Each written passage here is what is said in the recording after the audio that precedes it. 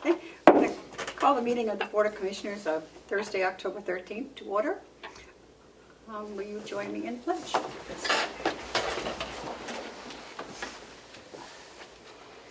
I pledge allegiance to the flag of the United States of America and to the republic for which it stands, one nation, under God, indivisible, with liberty and justice for all. I'm going to go down and get our books while you do that. Okay. Do you need help? Not yet. Okay. We'll get started, I guess. Do we have any media questions? Damon, you're here. Two weeks in a I row. was wondering if you all had heard, and go to Commissioner Tesari too, any ideas for the courthouse? Not yet. We have some people that are starting to call about taking a look at it, but other than that, there's nothing. Oh, okay. If I could ask the same to Commissioner Tesari when she comes back, that'd be good. I just want to see if she's heard anything. Do you have any ideas? No, not for that building. How many rooms does it have? How many? Oh, jeez. All of them. Oh, yeah. Counting the jail cells in the basement? Let's see. There's like, I think there's 3 or 4 jail cells, right? Holding cells.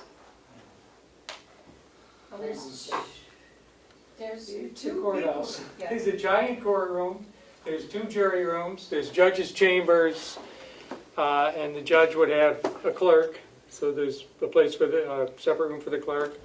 Up front, on the first floor, there's Two big rooms. big rooms, and then Really big. there's file storage rooms up above those. And then if you go upstairs, is there a 3rd story? That's just an attic. It's up an there, I attic. guess. But- And then in the basement, there's a lot of rooms, but What is it zoned? courthouse zoning? Is that commercial? It's not resident, well, I would assume it's commercial. it's some kind of, I would assume, I don't know what the zoning, what it would be called in Ossipee, so I don't know. But Damon, if and when we have someone that wants to look at it, if you would like to partake and take a tour of it, Yeah. more than happy to have you join us. I was trying to find Ed's video, but I couldn't find it. It must be a shame on me, but I couldn't. I looked, on deadline, I was looking for that video. I was going to link to it, but I just couldn't find it. 'Cause I know he'd done a pretty extensive tour, if I recall. Ed, did you go for the tour? Yes, just type in on the search, just type in county courthouse and the video shows up. I thought I did, but try it again. That area is zoned as Village District, Village District. which is commercial and residential in the same space. We have some people that are interested in possibly a charter school or a daycare center, but nothing's been, it's right at the very beginning. Don't know if the building can be used for either one. Well, it would need a lot of work for either Yeah. one. There's a lot of lead paint in there, so Yeah. that would have to be remediated. Yeah, I have a dream idea for a bar, but I'm not sure if that'd be the right building. Well, there you go. Brew pub, it would be a perfect It'd be brew a pub. perfect brew pub, yes. As I mentioned last time you were here, David, Yeah, no, I know.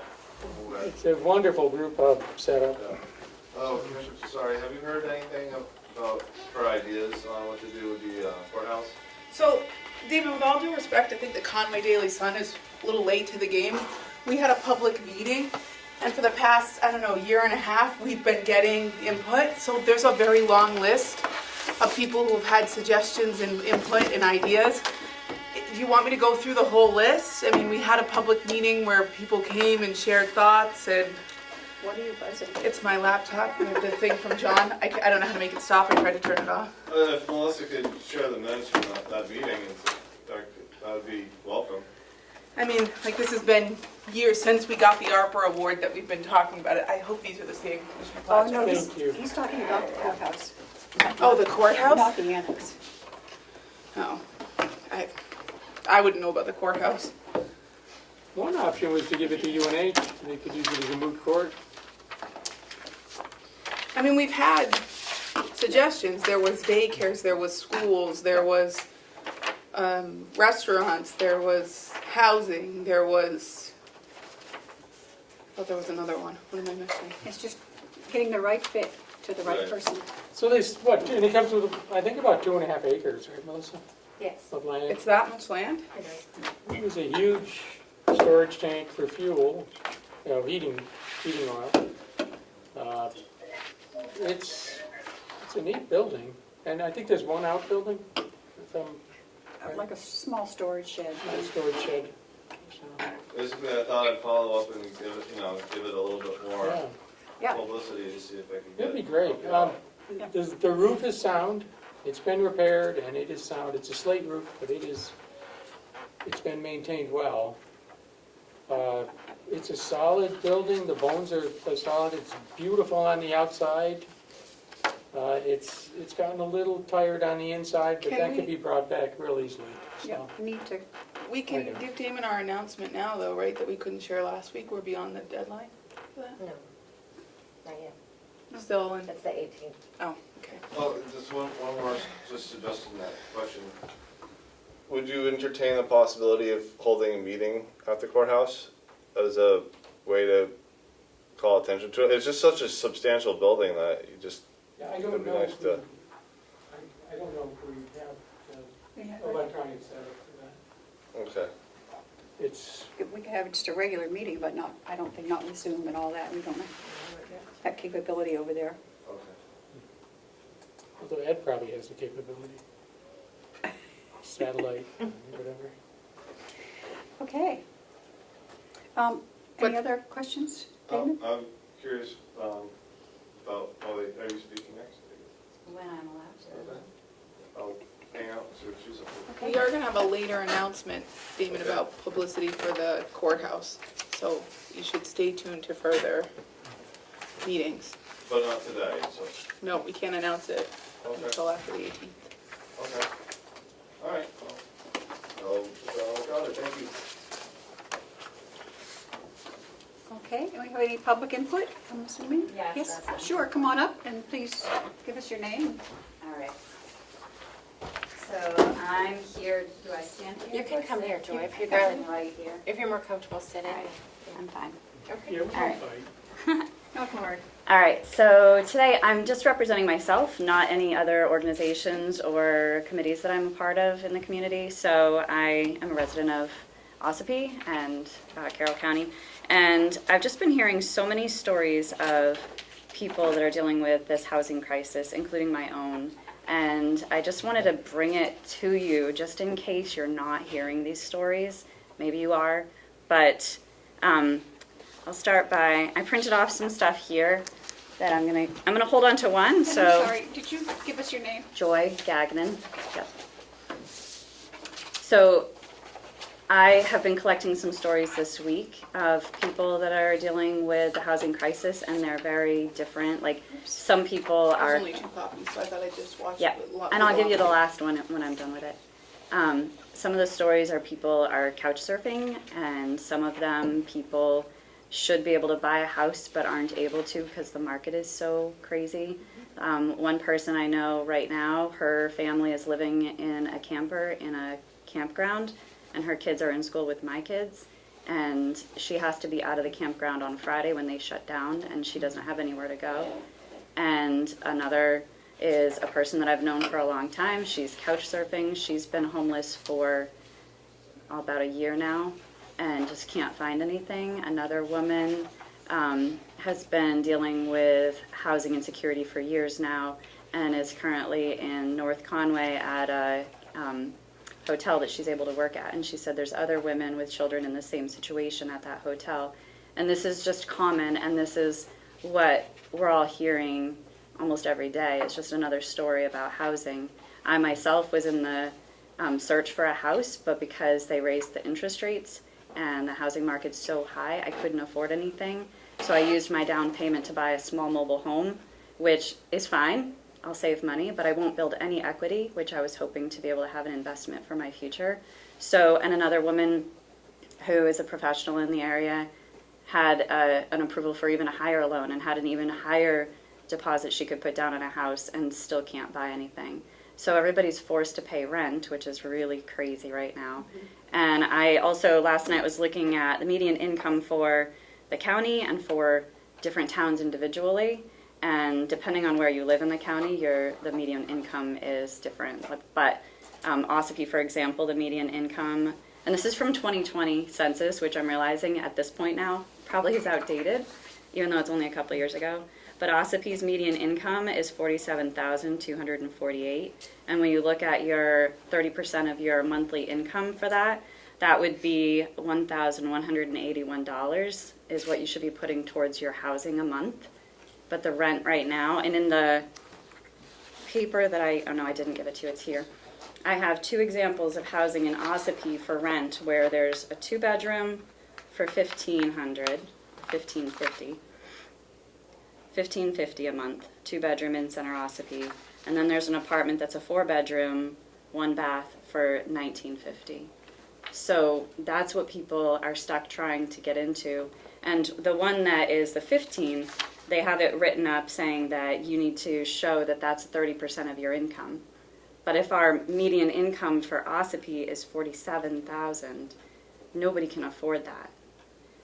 And that's household, that's not just one person, right? So this document here that I just gave you is something that Harrison Kanzler sent to the Ossipee Planning Board.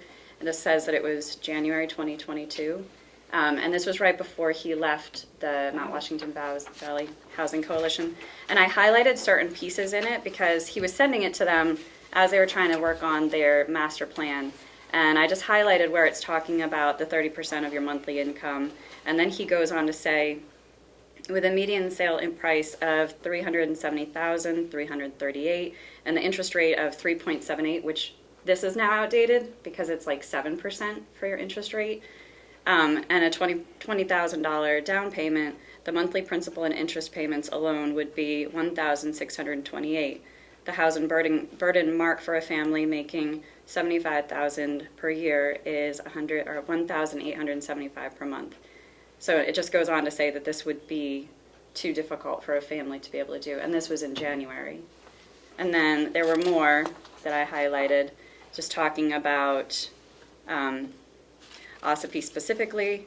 It says Ossipee had the 3rd highest number of real estate transactions after Conway and Bartlett during this time period. And then, just trying to see what else. I highlighted things I thought were important to read. Then this is where it's again outdated because in the rental housing part here, he says, thankfully the increase in property value has not had an immediate effect on rental costs, but now it has. So since January, it's changed from what his numbers are. His numbers for gross rent were $1,073. It's gone up. A lot. And then the very last part, and you guys can go through this on your own, but the very last part I wanted to point out is on the last page. It just says, in order to get the housing we need, our communities, in our communities, it will be up to our elected officials to become creative in their incentives and zoning ordinances. So that tells me that it's up to our elected officials. So there are people in our community who are trying to work on housing, and there are organizations that are dealing with this, but it's also, there's a limit to what we can do as a community. And then the other thing I showed you is the rental application. This is for the Bluebird project, and I know the Bluebird project came here and was hoping to get a block grant with support of the commissioners, and that those grants have to be through a municipality. So right. I have where they came here, I have it from their Facebook page. So they had posted on January 18th that there was going to be a meeting here with the commissioners. And then on January 27th, they said that the Carroll County canceled our public hearing set for today for our Pine Street project, so we will not be in Ossipee at 3. Then they have more, so they went to their town instead and were able to get the grant. And now their housing is starting to be worked on. This was for cabins that they were going to renovate and rent out. And this application they just posted 2 days ago. And it's only 2 cabins so far that they can rent out. But in the application, I just printed out the 2 pages, the first 2, and it just shows the maximum income limit and then the rent that they're going to be charging. So for a 1-bedroom, it's going to be $871. For 2 bedrooms, it's $1,073, and that includes heat, hot water, and electricity. That's affordable, and that fits into 30% of our income. And that's in Conway. So the Conway median income is $57,000, so their 30% would be $1,400. So, and their maximum annual income limit that they're having for like a family of 3 is $68,000. So to me, that's pretty high. So I think my point in this is that they came here, nothing happened, and of course now they are able to do something, but that was January and we're in October. They do not have their proper paperwork. That's why we couldn't do anything. When they came. Yeah. When they came. We It was wanted to do unfortunate. it. We wanted to do it, but they didn't have anything set in motion on their paperwork.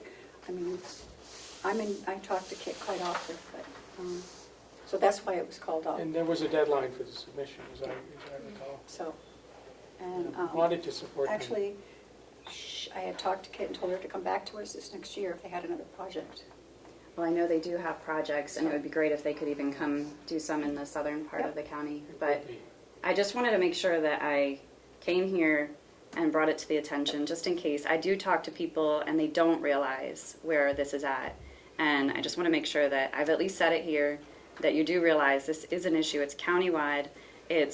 I don't know the answers, You know? but there are some, I'm sure.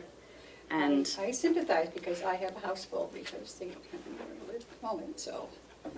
and there's no And change there's in no sight. change. I mean, it's week after week and there's just nothing there, so, yeah. Yeah, I Do think you have ideas on what the issue is, why we're in this crisis? I see a lack of inventory.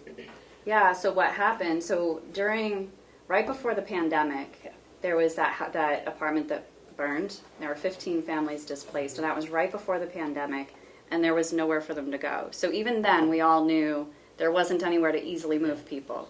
Then during the pandemic, everybody left the cities and bought up here, and in that document, I'm pretty sure it states that most of the homes that have been purchased were second homes. So they wanted to get away from the city because of the pandemic. They came up here, bought everything up, and they were so willing to pay whatever price that it brought the cost of housing up. So now And interest rates were super low, which made it easier. they were buying in cash. There was somebody I was There were talking A-plus to. buyers, coming up. Yeah, there was somebody I was talking to that said that they just bought a home finally, and their realtor said, "You're the first one to actually get a loan in the whole time that he's been selling over the past couple of years."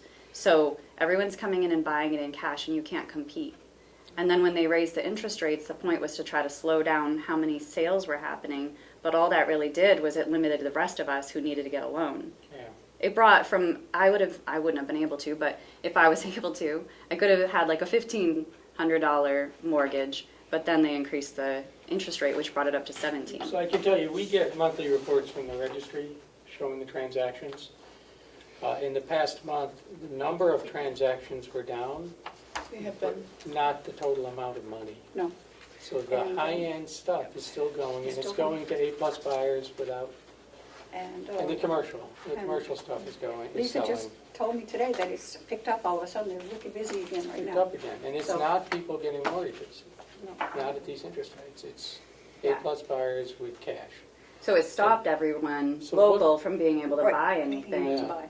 But On what my- can we do to increase the inventory, to Well- make it easier to build houses, and affordable houses, and I'm not talking about government subsidies, I'm talking about houses that working families can afford and own. One thing that I've been wondering about is the ADU option and what we've been hearing. So the accessory dwelling units are an option for people, but what we've heard is that nobody has the money to be able to build one or fix one up. And so one thing that some people I know are working on is just putting together something to write up to send to the lawmakers to say, is there a way that we can help incentivize being able to build these? Is there money for it? Is there, I don't know, but maybe it's a way to help fund people to build ADUs or, Does zoning become an issue? Because we don't do the No, zoning here, but actually, the towns do. no. Each town has their own Zoning. ADU zoning, but if Yeah. you can build one, then every house should be allowed to have one, whether it's attached or detached. So, I think also you have the reluctance of people, they see that they're making a lot of money selling the way they're selling now, and they're reluctant to go into low-income housing. It's a loss for them. I see that too. Also, why be a landlord with the headache of being a landlord when you can Airbnb every weekend? Yeah. I know a bunch of people, like there was that article in Madison about the number of short-term rentals that were available in Madison was like more than there were properties or something. You can incentivize a accessory dwelling. Maybe they do it for a couple of years to get the tax write-off to cover the cost of the dwelling, but you can't force them to remain it. well, you can put it into if you were to do a grant, you can have it written in Right. that they have to use it for local people, that it can't be Airbnb, even if it's for a certain amount of time. It's the same as how it goes for if you're a developer and you're trying to get grants. So there's ways to to put the grant out there with that stipulation that it has to be done that way. I just don't think from the people I know, they're like, why would I know someone in Albany who owns a couple of cabins, and they're like, no, we would never consider a long-term rental. And that may be the case, but we're never going to solve the problem if we don't start doing something. People are right now getting cold and they're outside. And this isn't just the regular, what you would expect. These are hardworking people Yeah. who are just trying to maintain their lives with children. I could have been in this boat. They're living in vehicles because they can't find a place to rent or buy. You see it. I'm aware. Anybody who does not own and has not owned since the beginning of the pandemic is housing insecure right now. Yes. Everybody who rents has that fear that their place could be sold from under them. It's one of our biggest Or their issues. rent raised so high it prices them out. It's not just selling it. So can you limit how high rent is raised? I mean, is it really, if somebody already owns their house outright and they're renting it out for $1,600 a month, is that really necessary? Yeah, like, it's great to make an income, but you're doing it off of the backs of the people that We live cannot here. limit it We as can- as county commissioners. We don't have anything to do The that. state legislature could do something if they were inclined.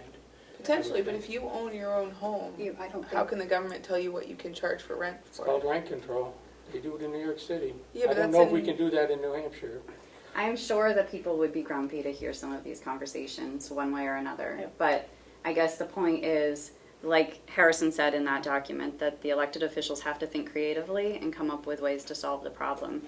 So I think if there was all these people at the State House who have experience and knowledge and the ability to change these things, I think they could come up with some really innovative ways to do it that can be beneficial for the community and for the landowners.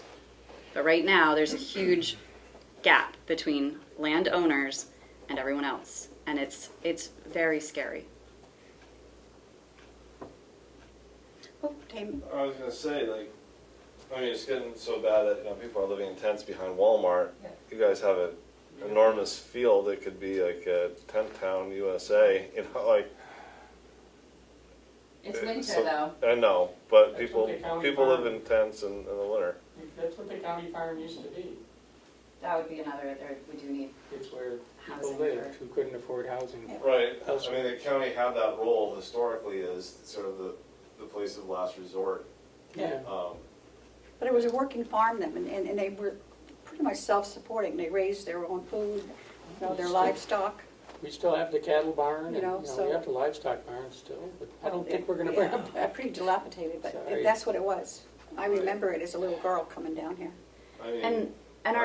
I think people need more than tents, though. I Yeah. think They people are do. people, and they need to have They need houses. heat. Yeah, families Running need water. structure and They need a four house walls. No, they do. or an apartment. They need an actual structure to live in. And there are a lot of people living in tents in Carroll County. And it happens in the winter too. And nobody talks about it, so, except you. We need to start talking about it. It's one of the biggest issues we have in Carroll County right now.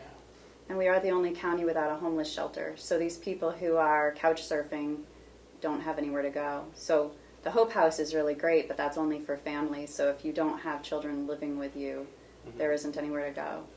And one person that I was talking to who had to couch surf ends up wherever they end up. And it's a very rough life. It is not something I would want to deal with. And the Hope House is unusual.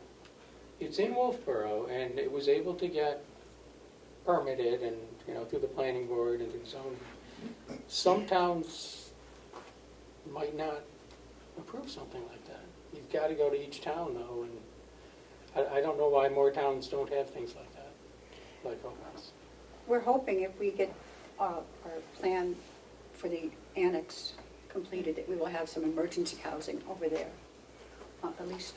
Actually, 2 or that 3 is one of Yeah, the... it could at least give this, it could have, if it were up and running the way we had wanted, it could have provided Yeah. this woman and her children, who are gonna be out as of Friday, temporary, I mean, it wouldn't be it would just be a room and access to a bathroom and a small kitchen, but it would have provided her heated, safe walls until she could find something else.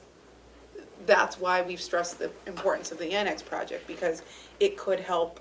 It's not going to be long-term housing because the county isn't set up for that, but we've tried to help projects if, that original Blue Bride project, if they'd had all the documents, because we have to be the grant recipient, the pass-through, we have to make sure all the documentation is there, because if we don't provide the documentation to the federal government, they could go back and ask us for the money and back, and then the taxpayers would be responsible for that. So we wouldn't be doing our due diligence if we didn't get all the documents we need to provide to the grant people to support being the pass-through for the grant. So if we have all of that, we were perfectly willing to be the pass-through for the grant, provided we protected the taxpayers, which is our role as commissioners, is to make sure that all the documents are as they appear. So if the Bluebird project has another one, we would be all ears. I don't know the 15-unit one, it looks close to being, Yeah, I'm not going to speak for why that's slowing down. I'd rather that the builder be the person to speak about it himself. But yeah, that one is close to being done, and it has some barriers that are slowing it down that are out of everyone's control. So, if there are projects, I think the commissioners want to help. We see it as an issue, and I don't want anyone to be out in the cold. I would never want that, no matter what their circumstances or how they got there. I believe they came over to the courthouse. Yes, they came They over to took the a tour courthouse of the to look at the courthouse, and courthouse we too. spoke with them about, could they do something in the courthouse? The courthouse is hard because of its layout and Yeah. because of the lead paint, so It's gonna need quite a sum of money. it would be hard, I think, to put families in there. As a parent, I would feel, even if they said all the lead paint was gone, I don't know, as a mother, I would probably still be nervous, because the building is so old, there was lead throughout a lot of it. Well, I don't know that the courthouse is the easiest for housing anyway. No. It's a lot not, other- that's what they Right. told us. But if there were opportunities for development or for housing or anything, I would just hope that the county would be willing to do what it takes to get it done. We're always willing to listen, and if there's anything that we can do to help the process, I'm sure that we would. Yeah. All right, Yeah. that's all I had to say. Well, thank you very much for coming. You're welcome. Thank you. Well, just while she's here, are there any outbuildings that, I guess, we alluded to, like farm buildings? I don't know if they're all used or there's some that are vacant. I could, They would not be habitable. Yeah. They would not be habitable. as far as the courthouse goes, at some point, if there's just no practical use for that building, the best thing might be to knock it down and build something different. It's on the historic registry. We can't. It's a historical building. I know, a lot It's of a things are protected historical. historical building. We're not I going don't know that the registry protects buildings, but at some point, like if it's just an albatross, It's a really nice building. It doesn't have a lot of uses. right. And I'm not saying that you should tear it down immediately, I'm just saying that at some point, like, you have various crises, you guys wanna keep the tax rate low, which is very admirable. But like, it's, at some point, like, if there's nothing we can do with this building, and I'm not saying that we've gotten to that point, but Well, aren't there buildings in the county that are better suited for that? empty storage fronts up in Conway. Oh. I mean, before you start tearing down historical buildings, I would think you'd look at all of the abandoned buildings in the county before you tear down a historic landmark. Oh, absolutely, that's a fair point. What I'm saying is, you have a giant building, and I'm not saying tear it down, I will give it some time and put it out there and see if anybody can use it, but if a year from now, 2 years from now, 3 years from now, 4 years from now, it's just there and not doing anything, it's cost money to heat. That's not going to be the case. Okay, but I'm if it, hoping you would open a group up there. I, Because after some of these meetings, that might come in handy. no, I feel you there. Sorry. It's not quite the design that I'm looking for, but maybe. Yeah. I think we talked about this a couple of weeks ago. I think one thing that really interests me is the idea of development of smaller, more affordable homes. And how do we get there? How do we get that to happen? I know it's doable. It's happening elsewhere in the country. So I mean, one we're just possibility. not seeing that in Carroll County. One possibility could be that, at the next delegation meeting, maybe the commissioners could just mention that you guys had this conversation and, the lawmakers are the ones really with the power to do something, and just say the commissioners are concerned about the state of the housing stock in Carroll County, and we'd love you to investigate that. We can mention that. Also, they listen to their constituents. They're aware of it, but Yeah. sometimes when a fellow board makes a statement, maybe it's a little harder. Maybe not, but Yeah, I don't- You just got to keep that phone ringing to your state reps Call your state reps every day. every day. Send them emails, send them texts. And your senator. And your- They care, and they care what voters say. They don't much care what commissioners say, do they? No, And we're coming into budget season, so so, really not a good time to throw our weight around. yeah. I see. Okay.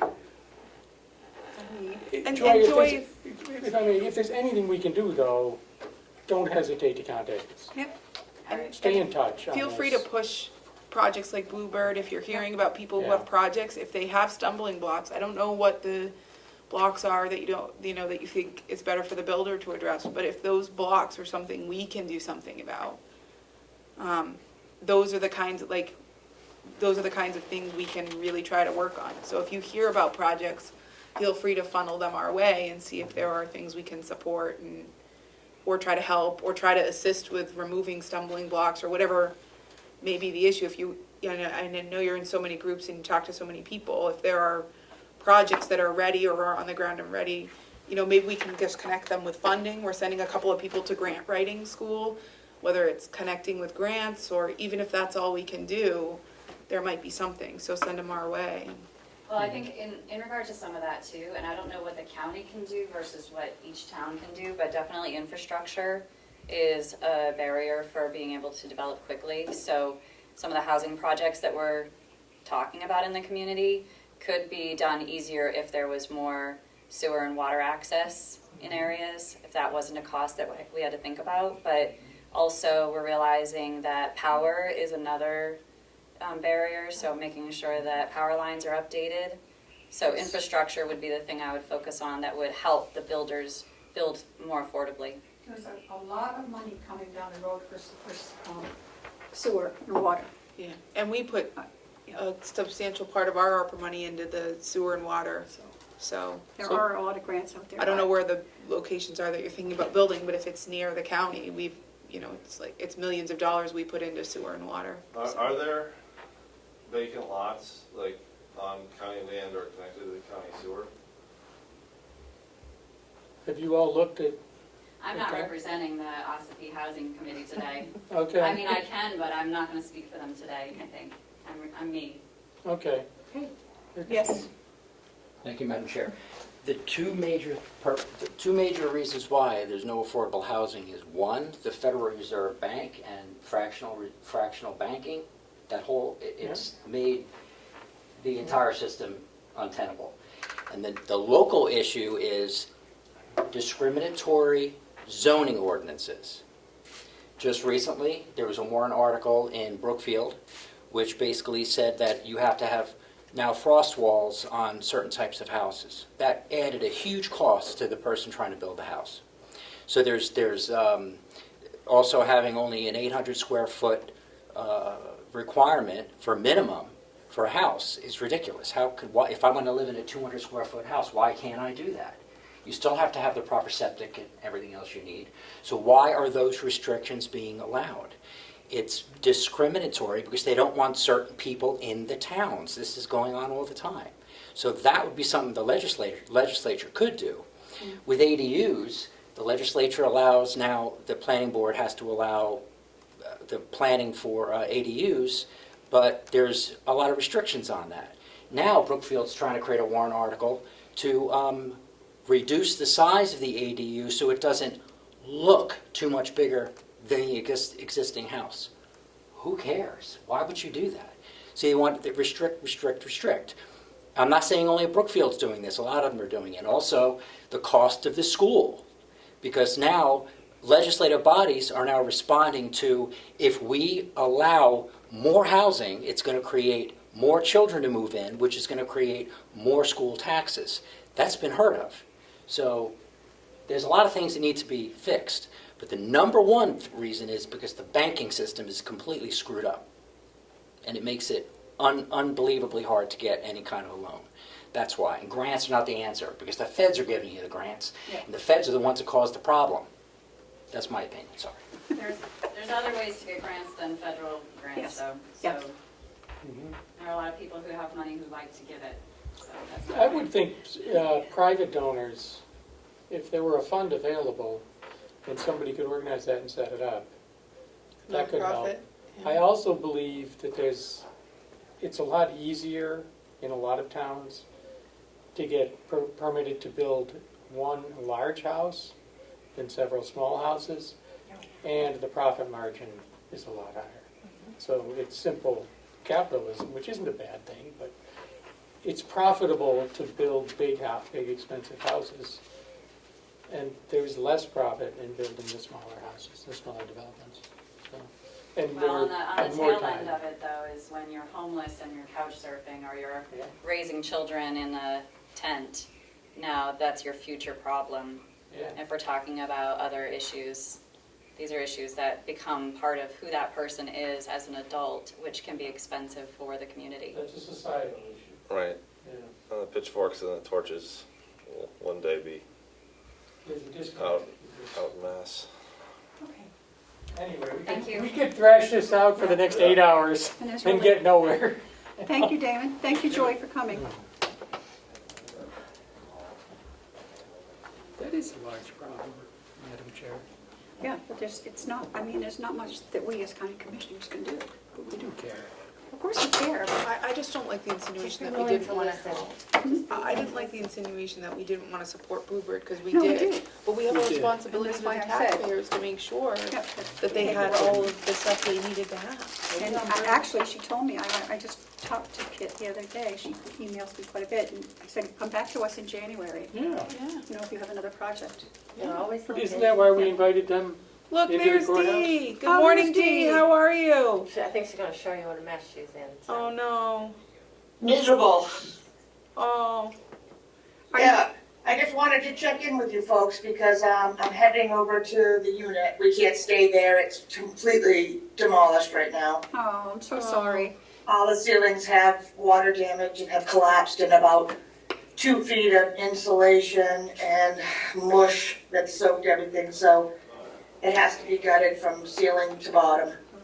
Well, not that it's gonna make you feel any better, but my dining room ceiling, Frank was trying to fix the toilet, Oh, no. and, you know, like, the construction person he is, he lifted the tank up, and so what do you think happens when you lift the tank up? The water falls The out. water falls out, it went down on the floor, my whole dining room It was ceiling miserable. is, yeah, so we have to have a new ceiling. Oh, God. So To be really honest, is that, the unit's one thing, but I spent 8 weeks with the Red Cross during Hurricane Katrina.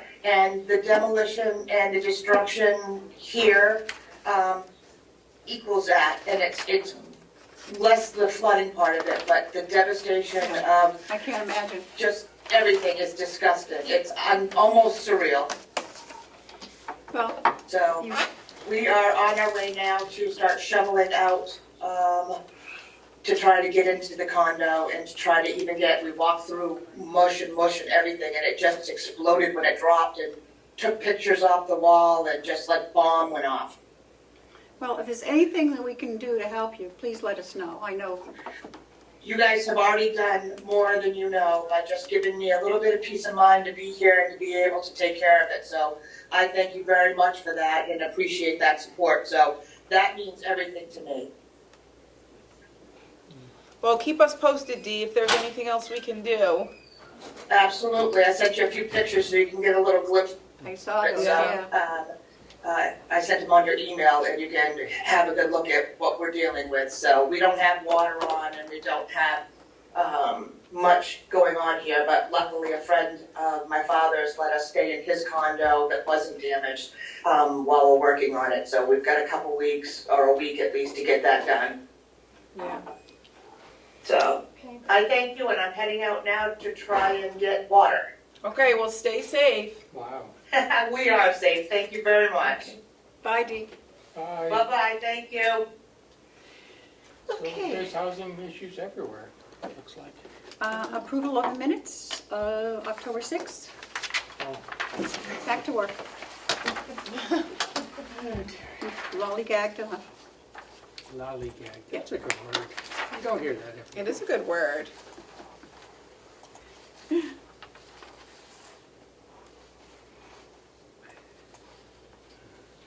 They look good to me. Motion to approve the October 6th minutes. Seconded? All those in favor, say aye. Aye.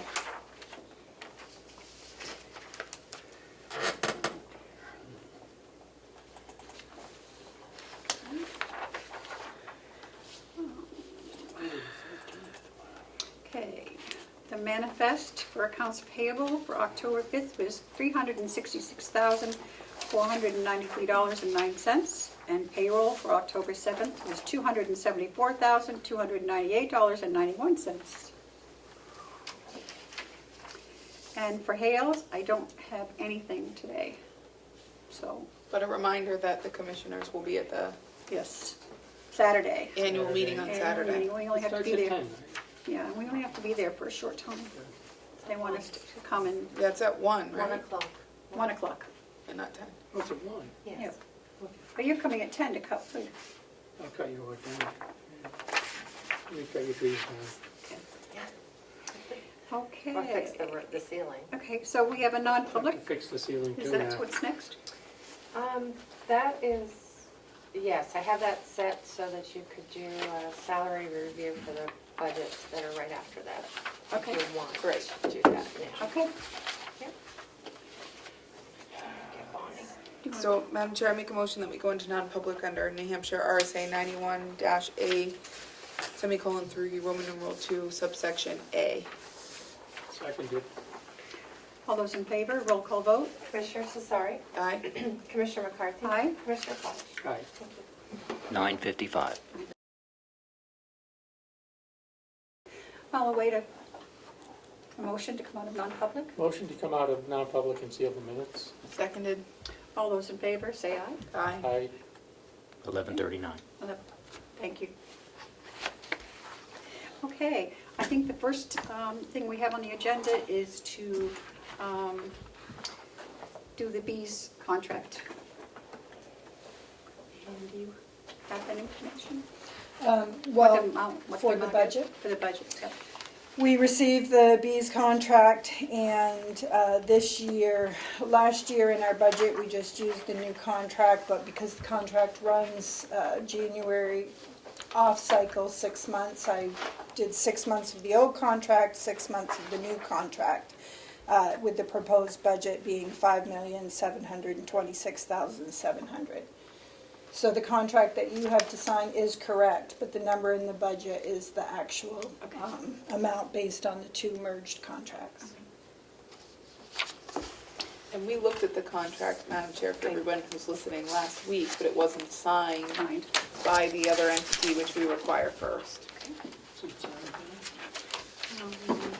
I believe Yes. I need a motion, and I think it only needs one signature, whether it be mine or Bonnie's or whoever, or one of you guys. I think your name might be in it, Madam Chair, so if Yeah, it was I you, think- that would. Okay, I just need a motion. Motion to approve the Beach contract and authorize the chair to sign. Seconded. All those in favor, say aye. Aye. Okay.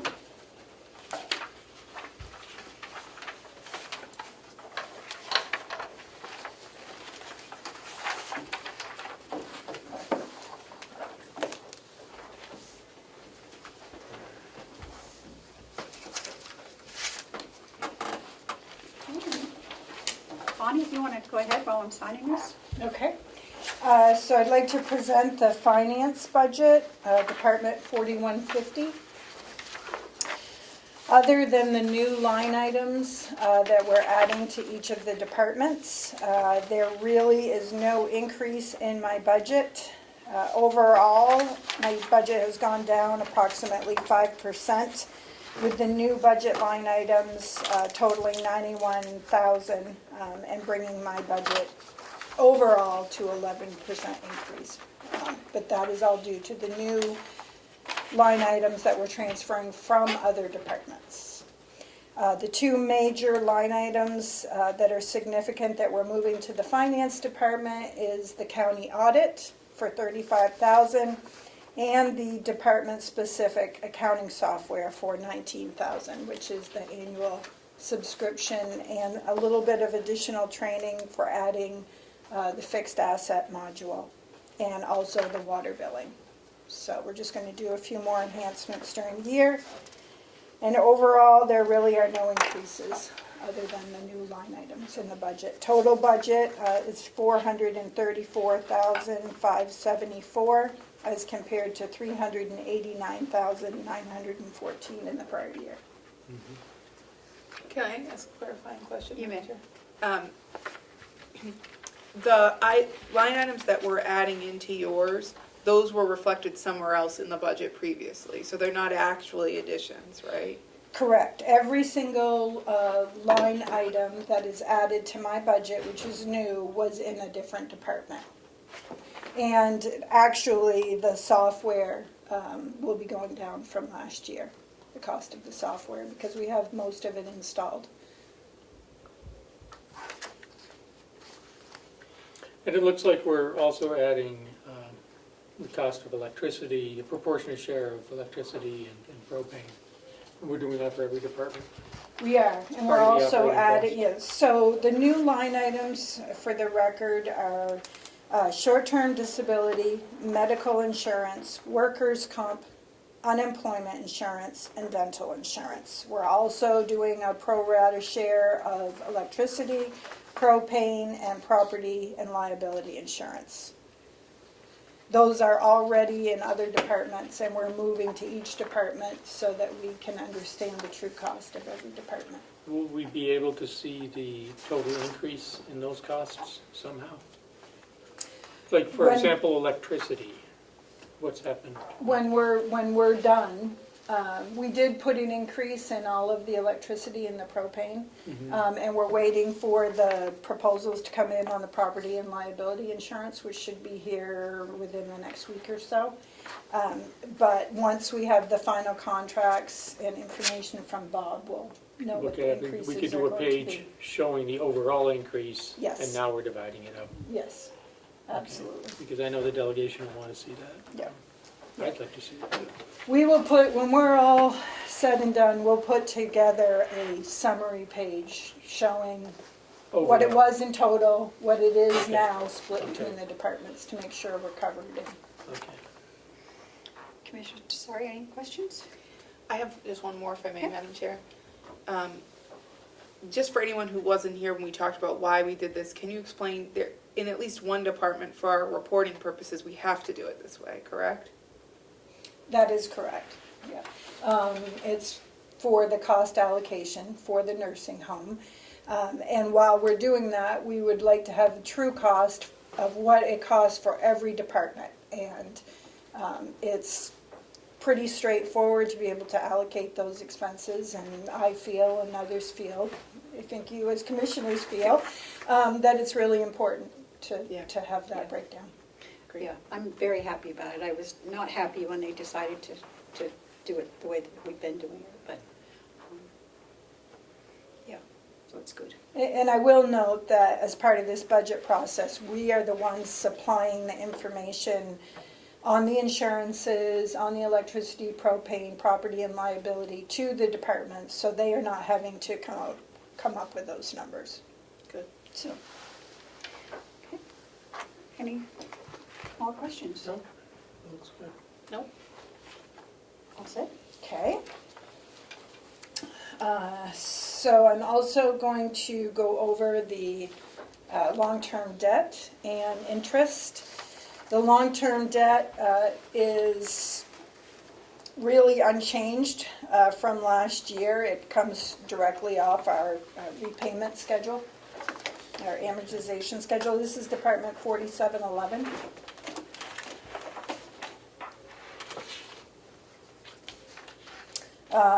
And it is the registry project, the bond, and the energy upgrade. The nursing home long-term debt will now be shown in the nursing home budget. Yep. So there's really no change. There's $3,000 difference in the bond repayment for the registry, but the energy upgrade is the same as far as the principal. Okay, so that budget went from 489,566 to 492,565, so it's a 0.61% Great. increase. Great. Unfortunately, when we get to Department 4721 for interest expense, that is not going to be as straightforward. The registry project and the energy upgrade, again, comes from the amortization schedule. The registry interest goes down this year, approximately $52,000, and the energy goes up approximately $25,000. So those two wash each other pretty well. What is significant is that the estimated TAN interest per the bank currently is going from 2.15% to 4.88%, which is going to take the budget from $64,000 to $190,000 based on our current year borrowing. I calculated that interest based on what we've borrowed, the timing of our borrowing, and what I expect to borrow between now and December. So, I do know that the treasurer is working on negotiating with that interest, but worst case scenario, this is what we're looking at this point. So that budget is going from $358,357 to $424,106, an 18% increase. Wow.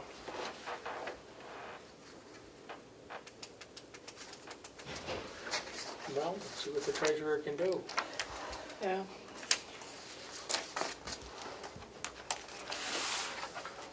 And that's it. If there were more in the general fund, would you need less out of the TAN?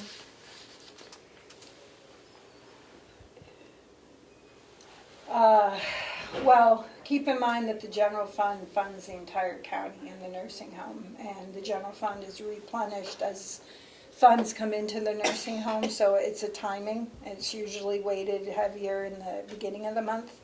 So I don't really see how that can happen at this point.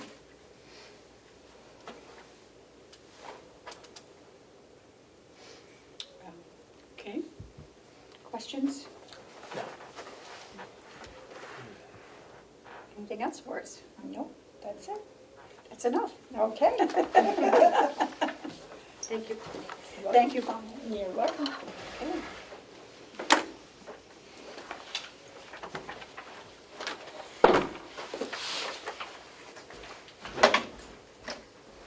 Okay, so we've done the treasure part.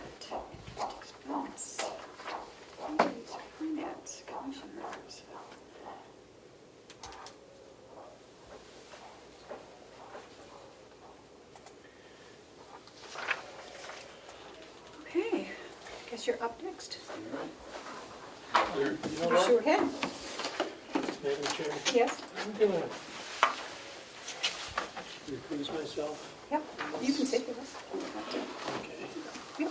What are we doing? We're doing White Horse. So Do they have their own line? in your binder in 4659, there's a list of all of the nonprofits that have submitted requests for funding in 2023. Several of those are also represented on the Zoom. And they should be in order in your section. By the way, they are listed on this front sheet, so.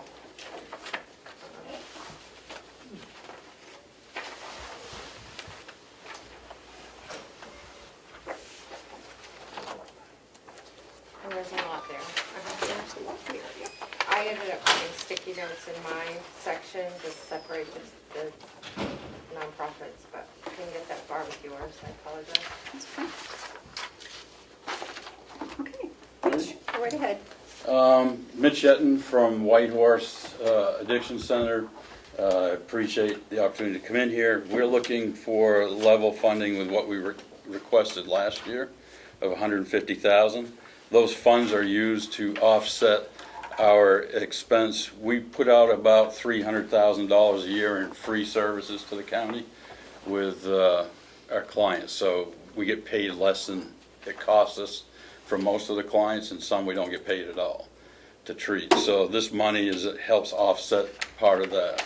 To date, up to August right now, we've spent $203,000 on Medicaid and non-paying clients. So that's where we sit today.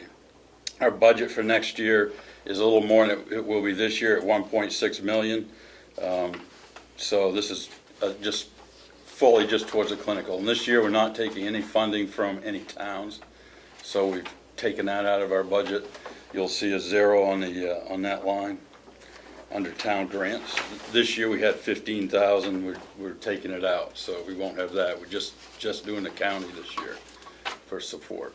So our funds come from state contract, they come from fee for service, they come from private funding, the county, and then private donations. Any questions for me? This year we served 12 months to date, we've served 266 clients compared to 234 last year. So we're up in the number of clients we're seeing. We're seeing a lot of mental health now, as well as the substance use.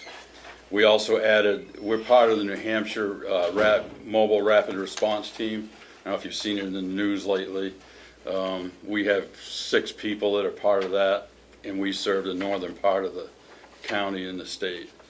That's funded through through state funding. They respond directly in home or wherever they're needed to in support of people. And probably 50% of what we're seeing are children.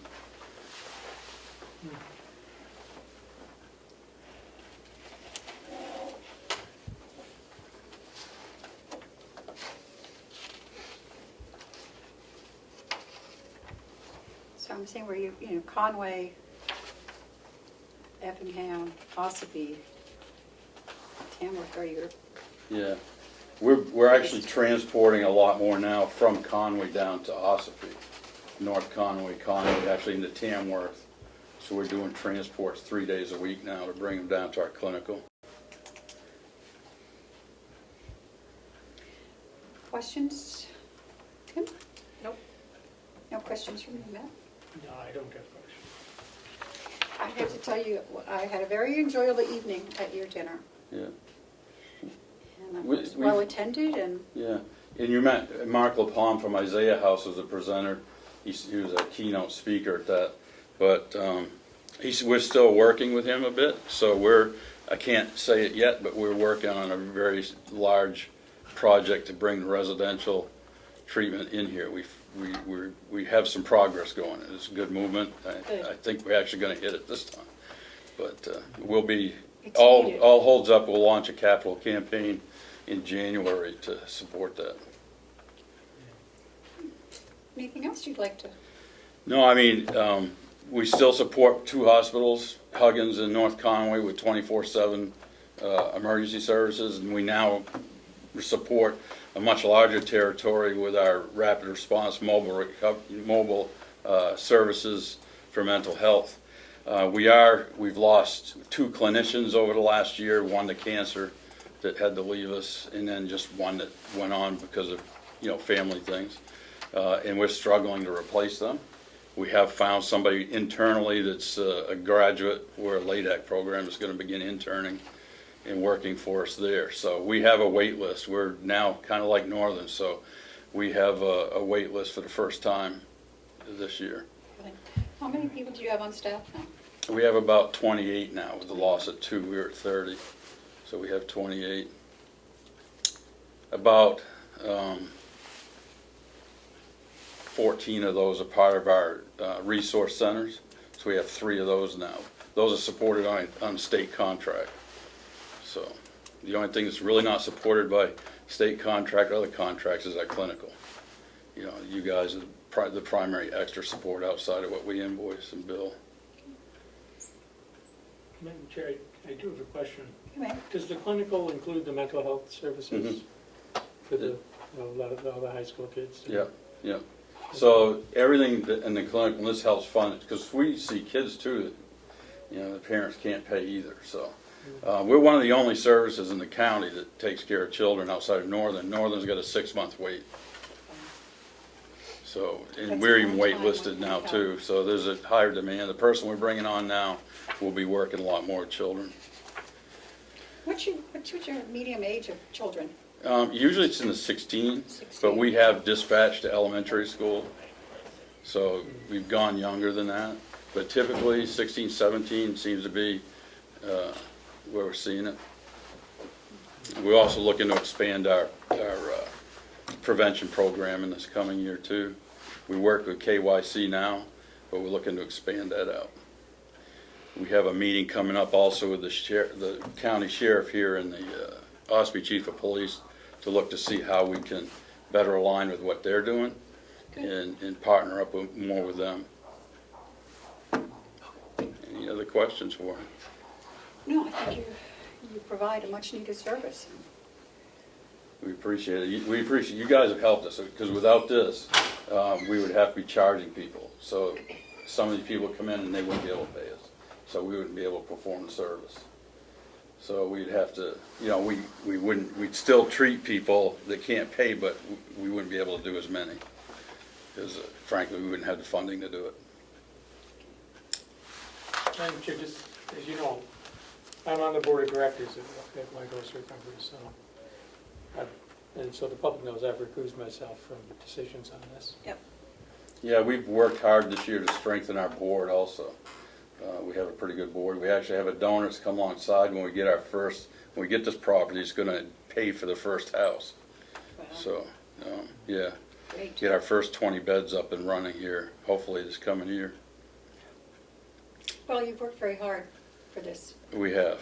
And it's been a challenging year between the COVID and then now the financial crisis. We're hammered. We're tight every month. You see my budget. We don't have a lot of extra out there. But we appreciate it. Everything you guys do you've been incredible with us over these last few years, and look forward to some more. I look forward to that residential building being up and we can become more like Isaiah House down there. That's our goal. Any other questions for me? You can reach out anytime, and you can reach out to Matt. Like you said, he's on our board. Okay, well, thank you very much for coming in. Okay, thank you. Thanks, Mitch. Yeah. Liz Kelly Scott is on the Zoom for Child Advocacy Center. Keith coming back, or what's he doing? I'm sorry? Keith? Hi there. Yes. Keith, he said he's got time. He's just going to be in the office, and I'll go get him when you get to the line item transfer. Oh, okay. And so who are we speaking to now? Liz Kelly Scott. Liz Kelly, okay. Hi there. Hello. Can you guys hear me okay? We can. Yes. Okay, wonderful. I'm Elizabeth Kelly Scott. I'm the Executive Director of the Child Advocacy Center of Carroll County. I appreciate having the opportunity to talk to you folks on Zoom today. I'm up in my Conway office where we have a very busy day. I'm working with the Sheriff's Department, and the rest of my team is down in Wolfboro working with Ops PPD. So this works out great.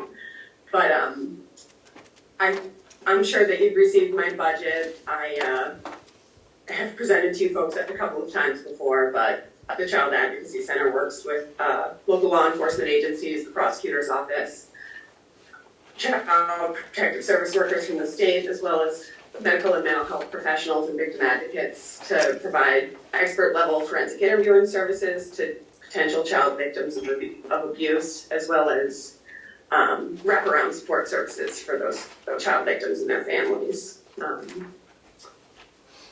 We've really benefited from our partnership with the county in the past. We we serve every town and municipality in Carroll County. We don't receive any funding from any of the towns, and we don't charge any fees for our services. So it's been, very helpful to have this partnership with the county.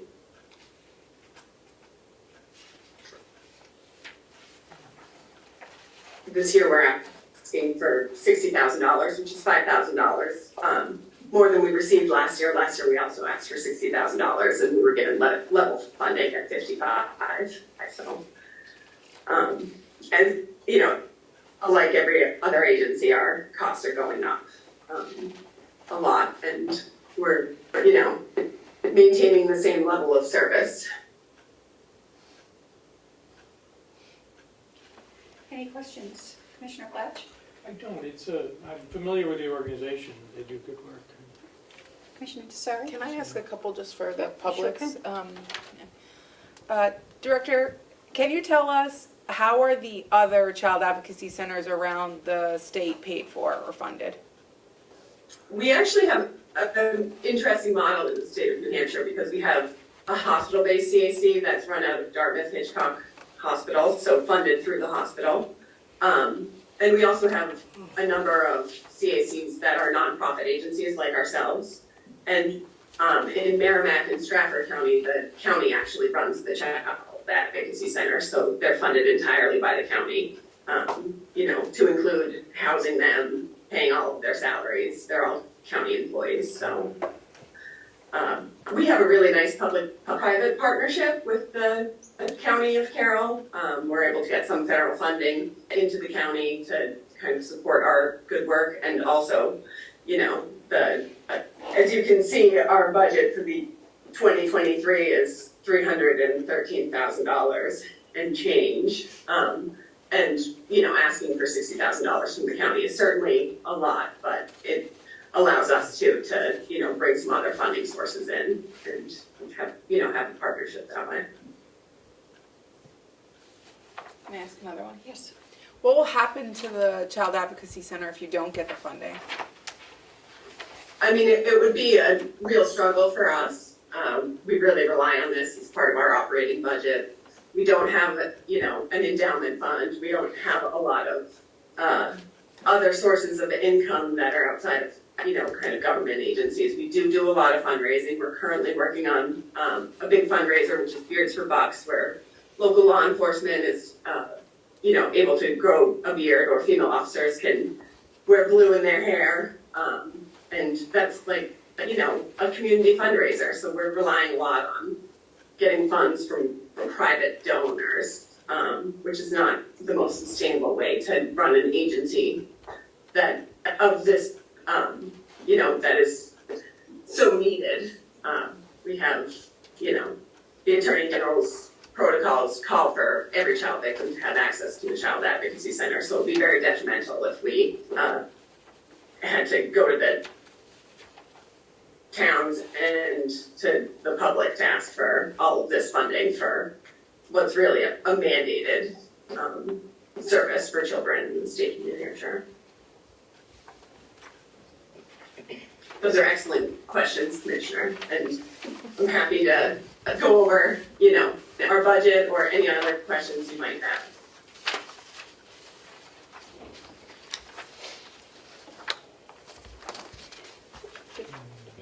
What's the biggest problem you're having with children right now? Well, I mean, we are having a bit of an issue getting kids into proper mental health treatment. The child victims that we see really need some specialized care, trauma-focused behavioral therapy, or other evidence-based trauma-focused mental health resources. So there is a long waiting list at Northern Human Services. But we have a family support specialist that we employ now, who's really able to work with families and help them find either a private counselor or help them find, resources wherever they can. But yeah, I mean, so that's been an issue. And our other issue is really since COVID, I mean, we're dealing with kids who were abused, disclosed, and I interviewed maybe in 2017 or 2018, and they still haven't been able to face face a trial, have a trial. So that's nobody's fault. That's just a huge backlog of things in the court from COVID. But it's really difficult for these kids in particular who, told a trusted adult and did what they were supposed to do and still haven't had their day in court to really, kind of start the healing process and be done with the investigative piece. Well, we thank you for all the work that you do. Yeah, thank you. Any further questions? I did. I noticed that your fundraising increased significantly in '22. What was that? What's the source of that? Is that a large event that you're doing, or is that just? Well, that's actually the Beers for Bucks that I referenced earlier. Okay. It's a statewide fundraising initiative, and Tuftonboro Police Department's always participated in it. So the male officers grow beards for the month, and they raise money online. And the female officers, Officer Gillis over at Tuftonboro PD has always dyed her hair blue, and she raises a lot of money that way too. But last year, Conway PD participated in it. They're one of our biggest referral sources, and they actually raised, Bartlett, Conway, and Tuftonboro together raised $4,000 doing it. So it was really wonderful. So the majority of that was from Conway. They were the state's largest fundraiser for that. Okay. They participated for the first time last year, so that's where that bump is. Okay. All set? Yeah. Matthew? No, I'm good. Thank you. Well, thank you very much for coming in. Yeah, thank you so much. Thank you. Okay, who's next? Visiting nurses? We have someone there from? Hi, I'm Ashley Cheney from Visiting Nurses. I am representing today as Sandy Rugo was already tied up with something else, and Karen, our financial guru, is actually trying to get on, but for some reason I don't think it'll let her because the link was only sent to Sandy, which she forwarded to me. So I hope I can answer your questions. We have submitted a proposal for the same funding as the previous year, as our services have not changed that we offer to people, and there has not been any increase in the Medicaid, other than there was some ARPA funding that came through that was to be used in very specific ways, such as temporary funding. It wasn't allowed to be used as spread over across as salary. The need of people in our community has increased, and we're facing all of the same issues that every other place in healthcare, and the Valley is issuing regarding staffing and trying to keep up with inflation and the wages of inflation and whatnot, and trying to attract new employees into healthcare because it's a very limited employee pool. You can't just hire anybody. They have to have some type of training or certification for us to put them through. So it's that's one of the ongoing challenges that we're having.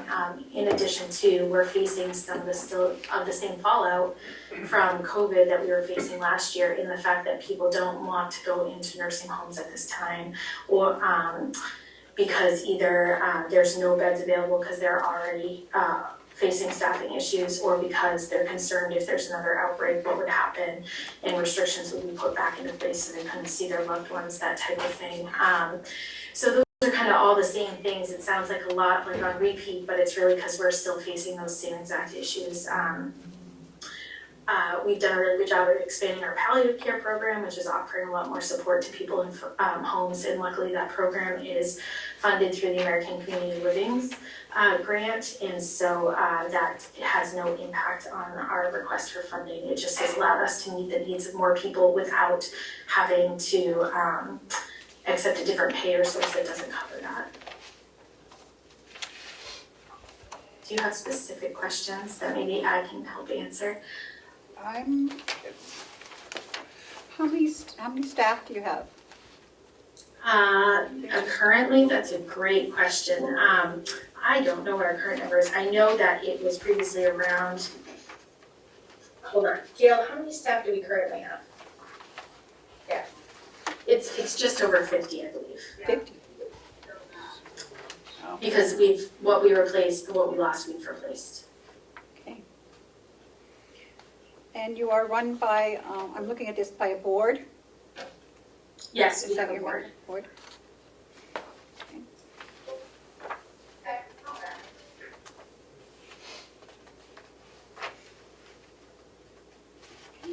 Any questions? I'm looking at the details.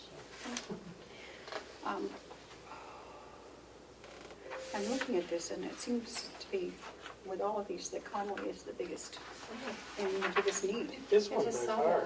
That they're the biggest Yeah, I know, populated area. so it's tough. But So it's both of those things. The highest number of referrals that we get are in the Conway area, and so that tends to be where we staff that. There is also still a waiting list, as every program under the PEAS program has a waiting list for people. We also are struggling to find some staff in the Wolfboro, Standish, southern part of the county area. Those folks are typically drawn to the bigger areas like Manchester, Concord, that type of thing, with a higher wage index. Well, I see quite a few familiar names on here. And I expect I'll probably be getting a lot of phone calls from them. From the board of directors, maybe? Yes. Yeah. Can I ask a question? You may. I'm reading your cover letter and it talks about your work with the elderly. Is that the only population of the county that you serve? I thought the VNA and hospice also did stuff with like newborns and... We do. Most of the funding that's requested is for our long-term care program, because that's what's not covered through insurance. It's either covered by Medicaid, which does not meet our costs for the program, or covered through the Title 20 or 3B program through the Bureau of Elderly and Adult Services, which does not cover the current costs of our program with rising gas prices and that type of thing. And mileage doesn't quite reimburse, so we just have to go up. And you can, when every other place that's flipping a burger or folding clothing is putting their wages up through the roof, you have to be competitive in that. So it doesn't always, that's the population that we essentially ask for the funding for. We do have some younger disabled individuals who are on those programs also, but we typically don't serve children or families under the long-term care program. But yes, we do see that population under our skilled and hospice program, but that's not where the majority of the funding is allocated. Right. Okay. I was wondering if you go to any of the towns as well? I don't think she heard you, no. Oh, do you get money from the towns in Carroll County? That's a great question. We do not. Okay. Yeah.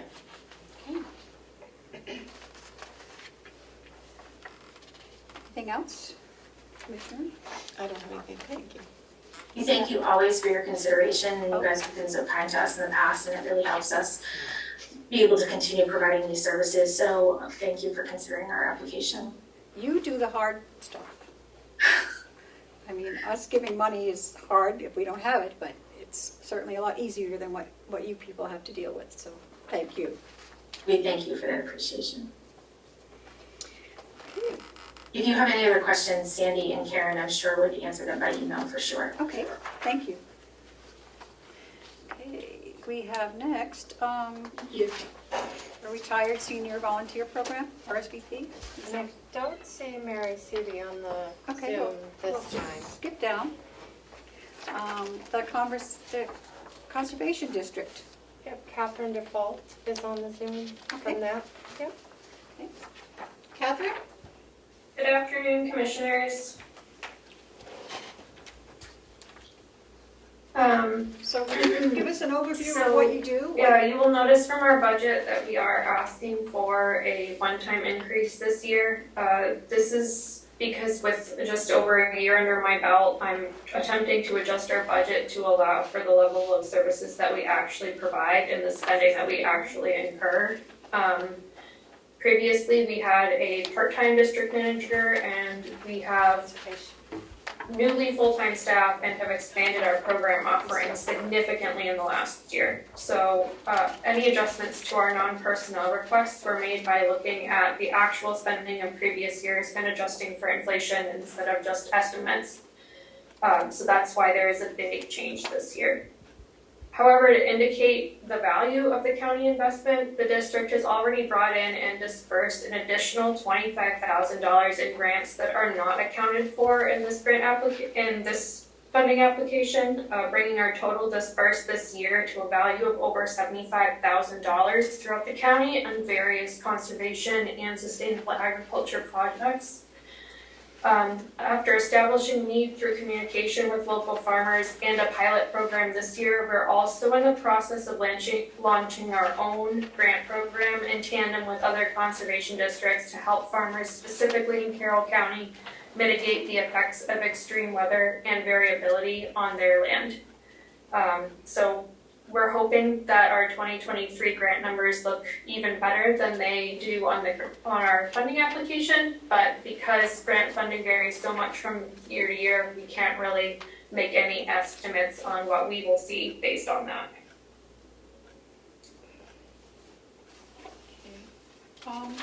Could you give us a couple of examples of your programs?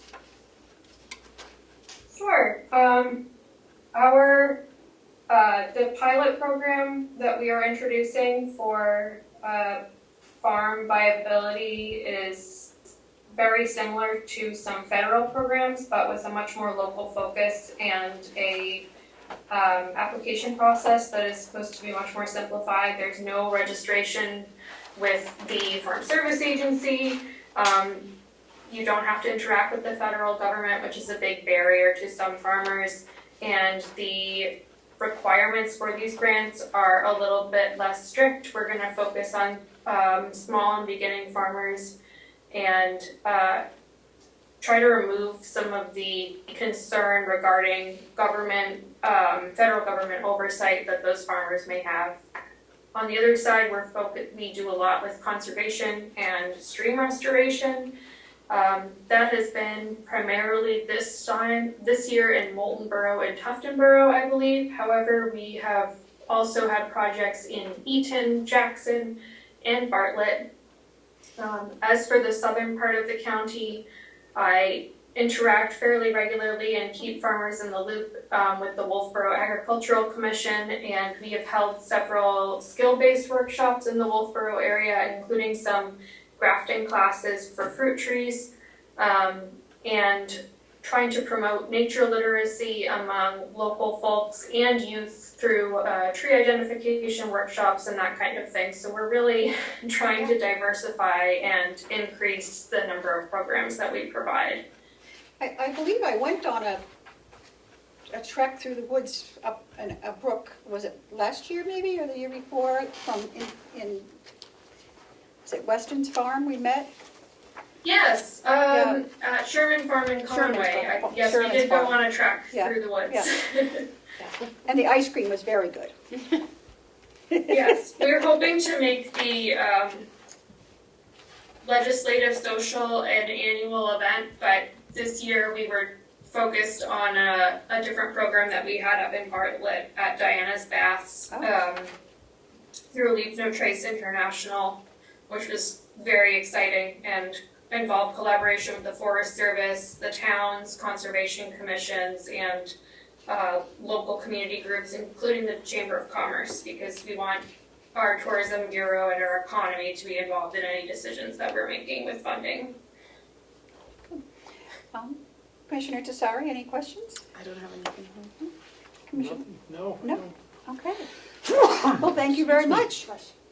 No, thank you very much for your consideration, and please don't hesitate to reach out if you have any more questions. We will. Thank you. Thank you. Okay, what do we got next? Mount Washington Valley Supports Recovery will be on here next week. Okay. She had another commitment today. So I did offer that to the nonprofits either to come today or next week. So we have a couple others that are coming next week as well. Okay, I'm assuming RSVP is next week, maybe? Thursday is their regular meetings day, so I'd be surprised. Okay. We'll see Anyway. what we can do. If we can. Okay. A new one. Oh, we have some new ones? Oh, you do. You have several lots of actually new ones. this year. Yeah. New, the Nick. So we do have Holly Williams, a coin. Did I pronounce that correctly, Holly? Yes, you Okay. did, thank you, From good job. the NIC. Okay. Would you, Wolfboro Area Recreation Association. okay, could you explain to us what your organization does? Of course. So my name is Holly Williams O'Coin. I've been the executive director here at the NIC now for 15 years. We DBA as the NIC, but our tax identification is the Wolfboro Area Recreation Association, which we're trying to get away from. So those of you who have been to the NIC will probably have a good idea of what we do for the community, but those of you who haven't, let me just walk you through a day at the NIC. So our facility is a 27-acre recreational park that is open year-round to the general public. We don't charge anyone who comes here on their free time to use our facility, but we do charge subsidized fees to the leagues, the youth leagues that are playing at our facility regularly. And again, we subsidize every team playing here by about 50%. We always have, just because traditionally leagues aren't used to paying for field space. But by them contributing to us, it helps us keep up with our annual operating expenses. So the NIC is, when I first started working here 15 years ago, we had a reputation of being a facility for youth in sports. But over the years, I've worked really hard to change that viewpoint because the NIC is truly used by people of all ages and all financial abilities, which is a lovely thing. You can't find that necessarily at any other facility. Some people can afford to ski or go golfing, but everyone can afford to come to the NIC. So at our facility, we have 2 baseball fields, 2 softball fields, a full-size track, 3 utility fields, 2 playgrounds. We have recently added a obstacle course next to our playground. We have a dog park, walking paths, water fountains for humans and for dogs. So we try to make our facility accessible to anyone and everyone. Besides the playground area where it's got mulch and it's a little bit cushiony, our entire facility is ADA accessible. Which is really beautiful. So it's an open outdoor recreational space where people can come play sports, either organized or unorganized, where they can walk with friends or family members, where they can lounge or read a book. We have lots of lounge areas that are shaded and unshaded with seating, picnic tables. So although the park started as kind of sports and recreation, it's really evolved into a community facility that's used by our entire county. Just this morning when I pulled into work, it's great. We have a senior softball league that formed about 6 years ago. They play here for free every Tuesday and Thursday morning. It's 60 to, actually their oldest player is 89 now. So they get out on one of the softball fields and play softball and heckle each other. And it's just something, if you have a chance to get out here on Tuesday or Thursday morning, I recommend coming by. It's really fun to watch. They give each other a lot of help. So I really think that the park is used by all kinds of people. Sometimes I look out my window and see people, and actually right now, there's a lady out there walking on a walker. There's been blind people who walk our track because it's not safe for them to walk on the streets. They just don't feel safe. There's kids playing on the playground constantly. It's a beautiful space for a grandma or a parent to bring their kids to play, or for a couple of people who want to take a walk to do so around the perimeter or inside the track.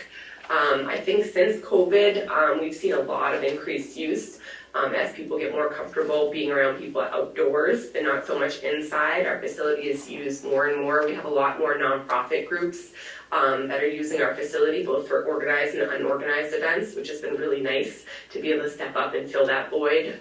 There's also been a lot of facilities such as Brewster's Gym, Purity Springs, and other places like that where people used to recreate indoors that are no longer open to the general public. So people have been looking for outdoor space like the Nick. So we've worked really hard to grow and expand our offerings.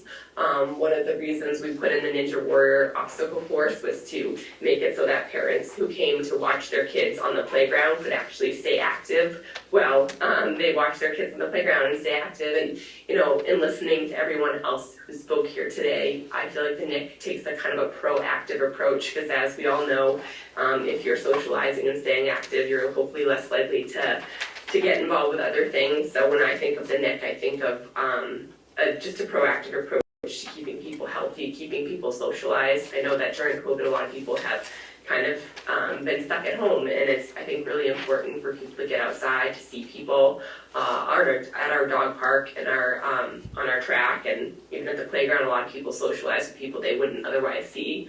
So it's a place that kind of brings our whole community and county together. Truly, I think we have something for everyone, and we're always looking to expand our offerings. Recently, we sent out a survey to consider building an indoor facility because we see a need for that. So as an organization, we're always looking for ways to grow and expand to meet the ever-growing needs of our community and county. So that's something that we are considering. We also have a youth assistance scholarship program. So we give out over 50 scholarships a year to underprivileged children who wouldn't otherwise have the opportunity to be engaged in sports. So when I think of the Nick, I like to think of it as it's free for anyone. And if you'd like to play something here that's organized and you can't afford to do it, we'll pay for you and or buy your equipment if you can't afford it. So we basically like to be a facility that's accessible to everyone, regardless of your background or financial abilities.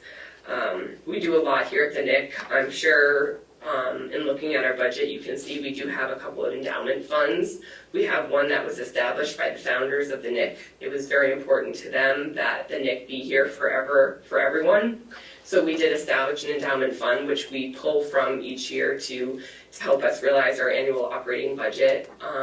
We only take about 10%, or it only covers about 10% of our operating budget.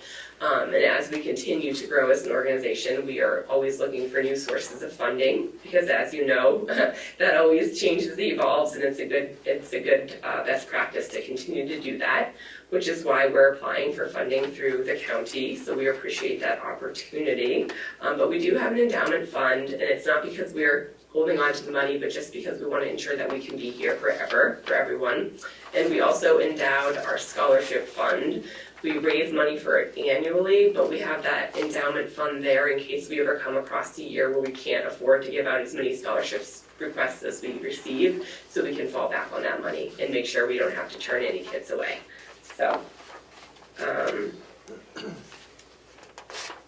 is that a good I also included a couple links in my application. If you guys got that virtually, you'll be able to kind of click on those links. The Nick's kind of hard to explain if you haven't been here because it just offers so many different things to so many different people. So if you have a chance to click on those links and watch those videos, I would encourage you to do so. Well, it sounds like you do a tremendous amount of work. Thank you. Yeah, it's very rewarding. I now have 2 little boys, and since having kids, it's definitely, I've always held the park near and dear to my heart, but now it's even more important to me as I watch how important that is to development. Just to give one example, and not to waste your time, but my oldest son is in OT because he has some difficulty with writing, and so his occupational therapist said his upper body strength is really improving so much, and I give it credit to the new ninja course because he, in just a week, learned how to climb all the way up to the new rope, and it's really, building his upper body strength, which I wouldn't have even thought of, but it just goes to show that kids staying active, it really does have an impact not only on their mental and physical health and makes them feel confident and proud, but it's also helpful when kids are struggling with different things, whether it be, Right. writing or anything like that. I know for me, as someone who struggled with reading and learning as a kid, having that outlet to be active and get rid of some of that energy and feel like confident when I was out, running faster than the kids on the playground, I think that was huge. So as I watched little guys like build their confidence out here and really like challenge themselves, it makes me proud to be able to provide that to our community, as well as the seniors that use this space for. I think just last week, the senior group came out here and did an event and had a social, and there was 50 people. They had music and they had a food truck, and it was just really nice to be able to provide that space where they could feel safe outdoors and undercover. So it has been a real blessing to be involved in the park here. Commissioner Fletch? Well, I live in Wolfboro, so I'm real familiar with the Nick. Yep. I mean, my kids grew up playing soccer leagues at the Nick, running, track, birthday parties under the pavilion. I've played senior softball there. So. I'm very familiar with the Nick and what you do. You haven't done the ninja thing yet? I haven't done the ninja thing. Can we go and watch you do the ninja thing? I'm curious about how you computed the individuals served and the units of service. Is that kind of an estimate? So that's a great question, because that was my biggest question as I did it. I actually learned a lot from your application, because I've never had an application ask like so in-depth questions. So I love kind of dorking myself out when I fill out these things. So what we did, so the units of service for the section on page 3, where we got the numbers where we serve 156,000. I explained that in the grant how I got that number, and then the bigger numbers where we multiply it. What I did was I took every person who used the NIC and I times it by 10, because most people who use the NIC are either coming here regularly or playing sports. Is that what you mean, like the bigger number, like the units of service that you came here 10 times? Well, how you divided it up between the towns too? Oh, so yeah, so the way, how I did that was, it was a bit of a guesstimate, but when like I said in the application, when someone uses the NIC for an organized event, basically just being sports, they fill out a form online that shows us what town they're from. So I took that number and I took the percentages and assumed that percentages was across the board. So that's the percentages that we got from sports. The sports people playing here, because we have that information, we can look at the percentages, but I just divided it across the board, which is probably inaccurate, because who knows where people are coming from for the dog park. That was the only data I could track per town, really. Yeah. Does that make sense? Did I answer your question? Yeah. I would say the dog park is well used too. Yeah. I mean, yes. If you drive by, there's always Do you have any dogs. questions, Commissioner? I don't. I'd echo Commissioner Platch's comments. I don't live in Wolfboro. I'm in the Middle District, but we use the NIC because it's only 20 minutes from our house, and it's where all the kids' events are. Mary played soccer. Ospie didn't have something going on at that time, so Mary played soccer at the NIC all summer. She had camp there. She loved soccer camp, and we like the playground. It's the best kids' playground, I think, in the area. It's safe, and a lot of the playgrounds at the schools, like Holly said, there's nothing for the parents to do. At the NIC, Rick and I can walk the track and still see the kids playing on the playground. Yeah. So we can, be walking while they're playing. So that's why we use the NIC, and it's great. And now the farmer's market is there. Yeah. Yeah, we love it. They're so great. Setting up outside my window to make the weather. Well, thank you very much for coming and talking to us. Sure. I didn't know anything Thank you. about this, so you're doing good work. Thank you. If you have any questions, please don't hesitate to reach out. Okay, I'll do my best to answer them. thank you. All right, thank you. When you get a little older, you can come out for senior I can? softball. A little older? Thank you, Holly. Thank you very much. Okay, what do we have You're next? quite old enough. Marcus Mill? Maker's Mill, and that would be Josh Arnold, and I would expect that he'd be at the meeting next week. Okay, next week, Yep, okay. and you do have Megan Williams from the Lakes Region Humane Society on this one. Okay, Here it is. it's all yours. Hi, my name is Megan Williams. I'm the Executive Director of the Lakes Region Humane Society in Ossipee. I've been here for almost 10 years now.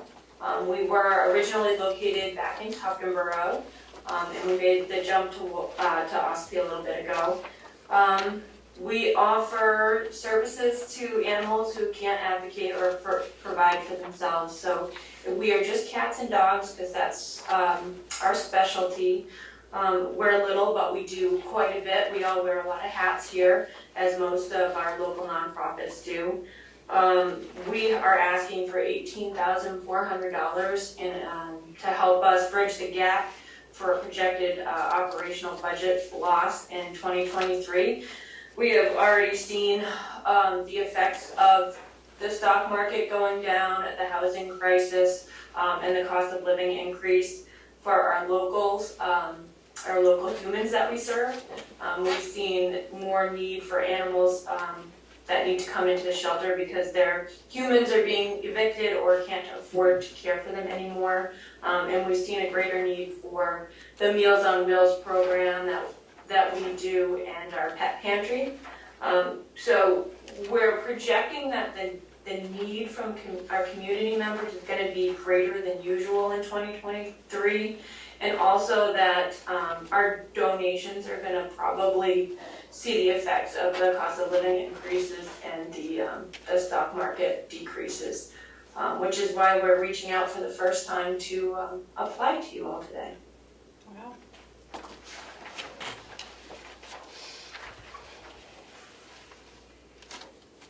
Has anybody heard of the Lakes Region Humane Society before?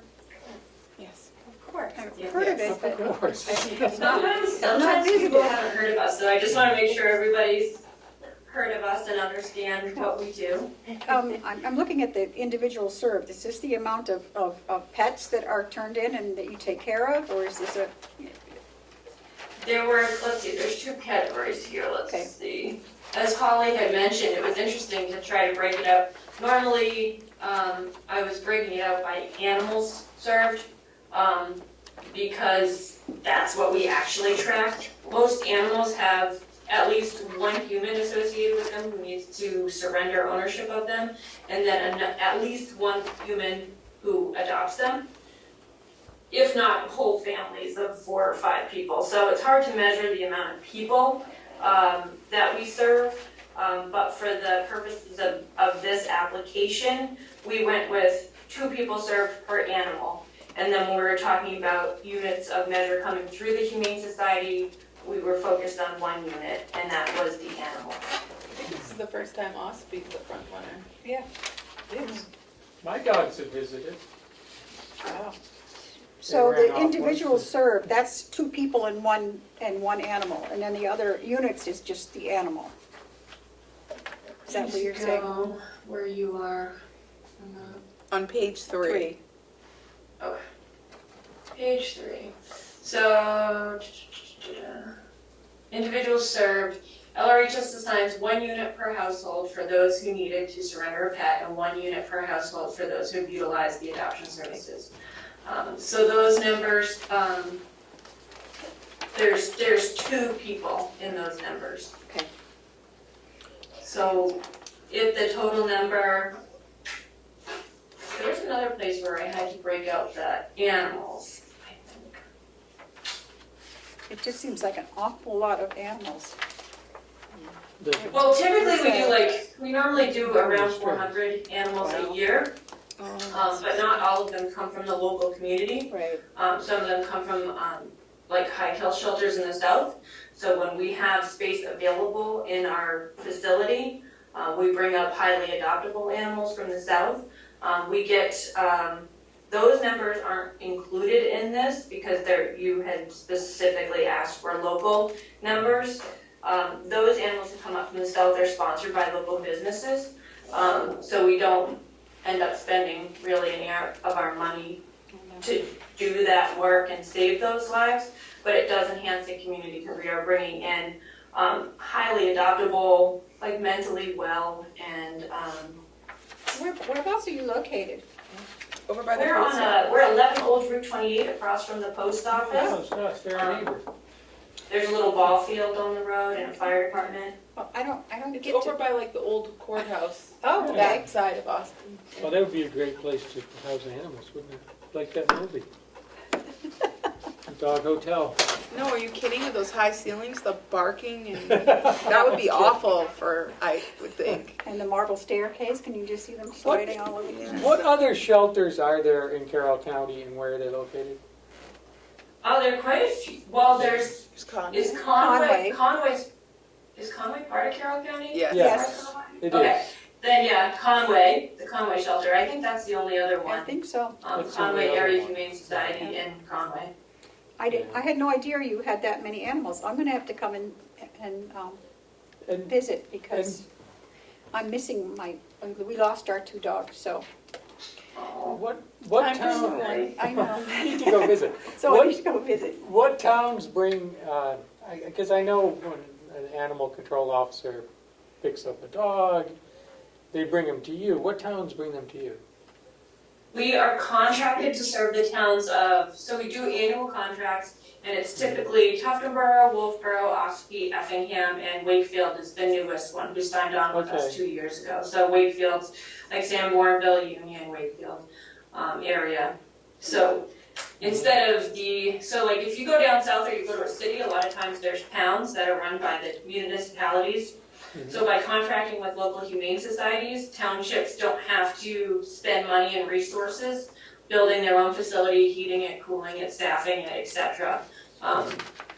We give them a prorated, we prorate the usage. So if you were to find a dog that was running down the road and you called your town police and you said, you know, this dog's running down Route 16, they would come pick up the dog, even if we were closed, they have access to our facility. They would come pick up the dog, deliver it to us, fill out a form, and we take it from there. We research ownership, we photograph the animal, we post it to Facebook, we try to try to reunite the animal with their owner. We try to figure out vet paperwork, if there's any tags, we research that, microchip, we research that, we document everything. If an owner comes forward, the owner pays any kind of kenneling fee. So it's usually $45 for the first fee for all the processing that we do. And then for dogs, it's $17 per day when they're at the shelter, just for a kenneling fee. And for cats, it's $10 a day. So they're pretty minimal fees for the amount of work that goes into everything.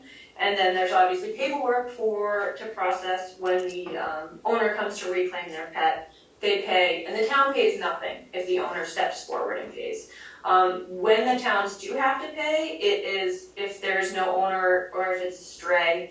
And in the report that I submitted, it gives the breakdown of what they typically have to pay. Basically, we're required by law to hold an animal for 7 days as a stray to give an owner time to reclaim them.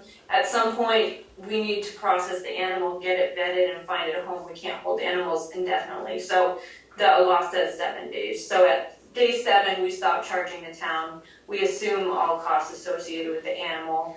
We get them spayed, neutered, up to date on rabies, distemper, bordetella, flea and tick, blood work, fecal tests, etc. If they have specific medical issues, we address those too. We've done cancer treatments, x-rays, heartworm treatments, and then we find them the perfect home. So the town gets to avoid all of that by utilizing our services, and it's a pretty nominal rate that they pay for those services. Questions? No. No? No? Okay. I'd add that there's also no cost to surrender for those in our contracted Oh, towns. that's So if one of you came across hard times and you needed to give us over your pet to find a new home, there's no charge for that. We do that. Well, I'm gonna have to come visit you. Well, yeah, please do. I'd be happy to give you a tour. Do you just take dogs and cats, or? Yeah. Just dogs and cats. Yeah, we're really little, so She we said, thought about doing small animals like bunnies and hamsters and things, and we did take in a couple from a neglect case last year, but it took forever to rehome those little critters. Yeah. And Conway is doing small animals now, and Dover, the Chico Valley Humane Society in Dover does small animals, so between those two, they have it covered. thank you so much. Well, thank you for your time. I appreciate you listening to everybody. Oh, It no. makes for a long day for you, but Oh, we appreciate it. thank you. Okay, do we have anyone else? No, that's everybody on Zoom. That's everyone for this week, yep. Attorney Okay. Blair's here though, we could move on to that. Oh, I would love to. Come on up. So you have the county attorney line item transfers in your packet again.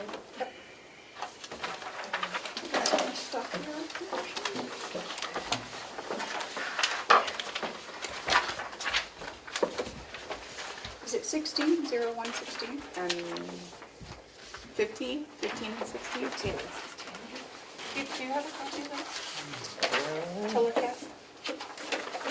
It's so nice to have you in here. I don't think you've ever been in here with us. This one to look at. I have not been in, not for this part.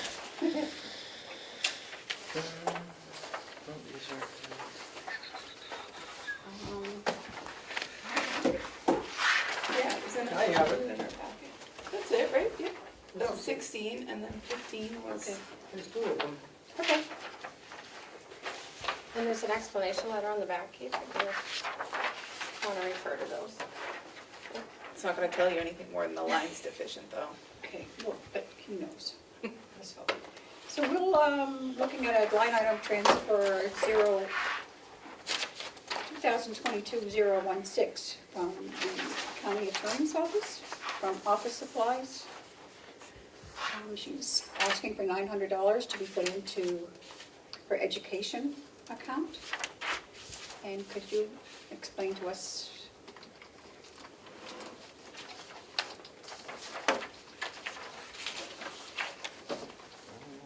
The education.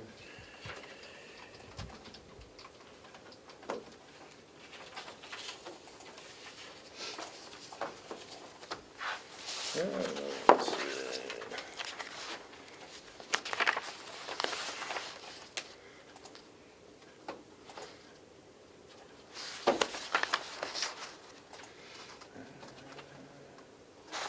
Okay, I may have grabbed the wrong paperwork. Here. For this one? No, I He has that. have that one. One behind it, too. Yeah, the letter just explains that the education line will be deficient by the end of the year. So what we want to know is, why is it going to be deficient?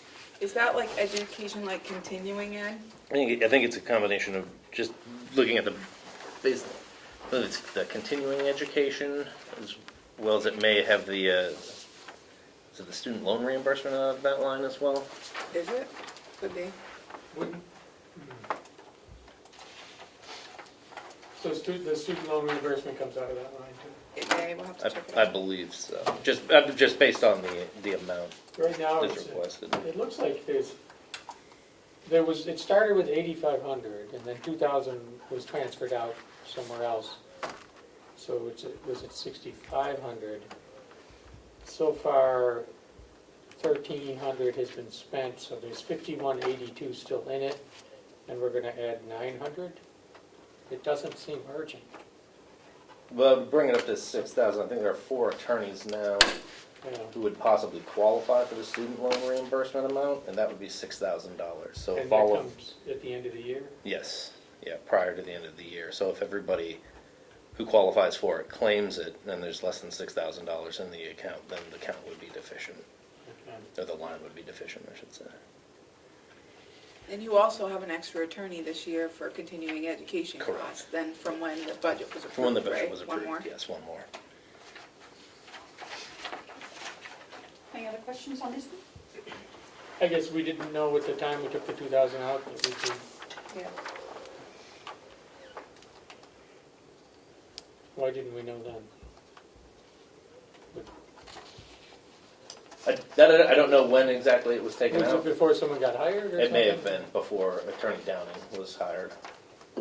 Okay. He was That makes hired sense. in May, I believe, of this year. So if Yeah. it was taken out prior to May, then It would have been. it would have been. Okay. That clears that one up. Okay. Would you like to make a motion Oh, to approve, to approve that? yeah, 22-016? Oh, sure, Make a motion to approve this. 2022-016.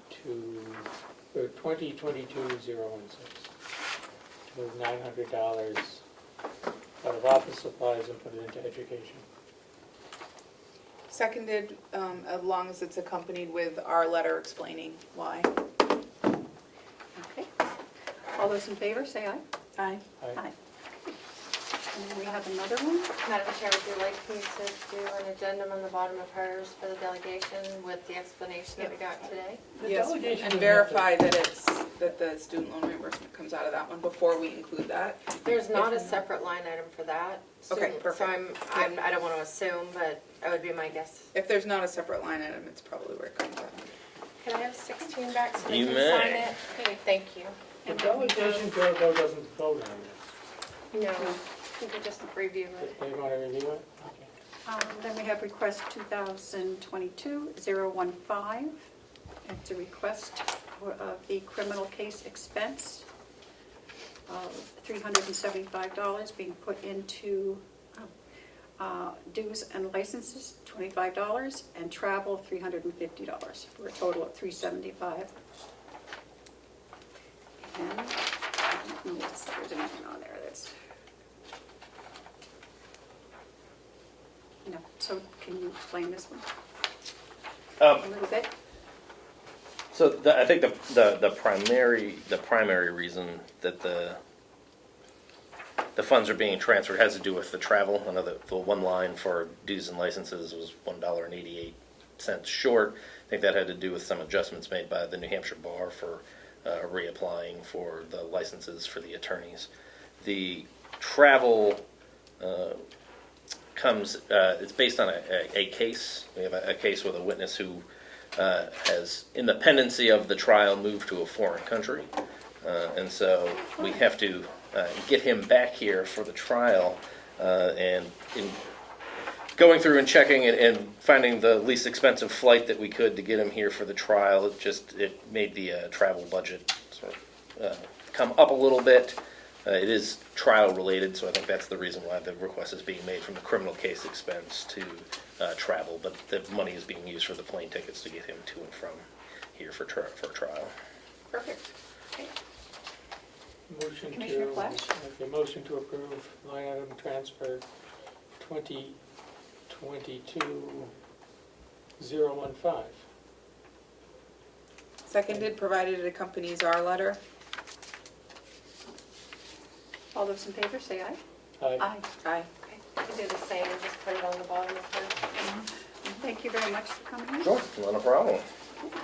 You can see us more often. Will do. Have a wonderful afternoon. Keith and I used the Nick this summer. We went to the circus. Absolutely. I use it probably Daily? Well, not daily, at least weekly. Yeah. Really? Yeah, I take my son up usually on Saturday or Sunday morning. He uses the playground for. Does he like the sand with the truck? Yes. Yeah, so does Yeah, Jordan. like I bring him to play on the things, and we spend most of the time In the sand. box. Yeah. So. Although now they have the Ninja Warrior course. Have you tried I it? have not tried it yet. Did he but- try it? I No. gotta try the ninja course. Yeah. I gotta try it. It Build looks those muscles. Where did they put it, Keith? So you know where the current playground is? Yeah? So they basically took, I want to say it's like a 6-foot stretch into the soccer field sideline and just built it in a straight line going down Ooh, that one. cool. Yeah. So yeah, it's cool. Okay. I mean, if my Holly shoulder. was just, we were talking about the Nick because Holly was just one of the nonprofits. that Yeah. presented, so. Yeah. If my shoulder can hold up, I want to do it. We'll see what happens. It's rough to get old, right? It is. It hurts. All right. Thank you. Thank you. Yeah, they had the circus. No animals, but like an acrobatic circus. It was really cool. Oh, this is just payroll stuff. Okay, so we have another line item transfer? We do? Is it from Sean? So I wrote an explanation on the top. I gave you a copy of the letter, I think, that I sent out to the departments Yes. when we did this. So this would have, if we did it the traditional way, we would have had to create 13 line item forms. So hoping that you can approve it in this format instead of 13 individual forms. I'll wait a motion to go on non-public. Oh, Motion to go into non-public, oh, is that Kim making? I make a motion that we go into non-public under RSA 91,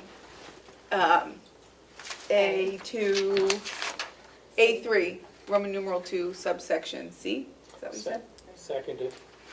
All those in favor, roll call vote. Commissioner Cesari, Aye. Commissioner McCarthy. Aye. Commissioner Platt. Aye. 12:55. I'll await a motion to come out of non-public. So moved. And seal the minutes. Seconded. All those in favor, say aye. Aye. 118. And we have a couple of line item transfers to finish up with. We have request 2022-18. It's from the House of I'm having Correction. some trouble with the connection. Please try again in a moment. It's from the House of That was Corrections. Siri. It's coming out of advertising for the amount of $600 going into travel expense. And the reasoning was, I come before you today with a line item transfer request after review budget line number 070, travel expense, which is budgeted for the sum of $3,000. We have noticed a shortfall in this line. We have noticed this line is short, the sum of $587.40. At this time, I am requesting the sum of $600 to be transferred from line item 067, advertising, which currently has $750, and be transferred to line item 070, travel expenses. And it's a direct result of increased costs that weren't anticipated. Yeah, no kidding, that's why there's a request. Yeah. Don't even do a letter, department heads. If this is what you're gonna put in the letter, don't bother to do one.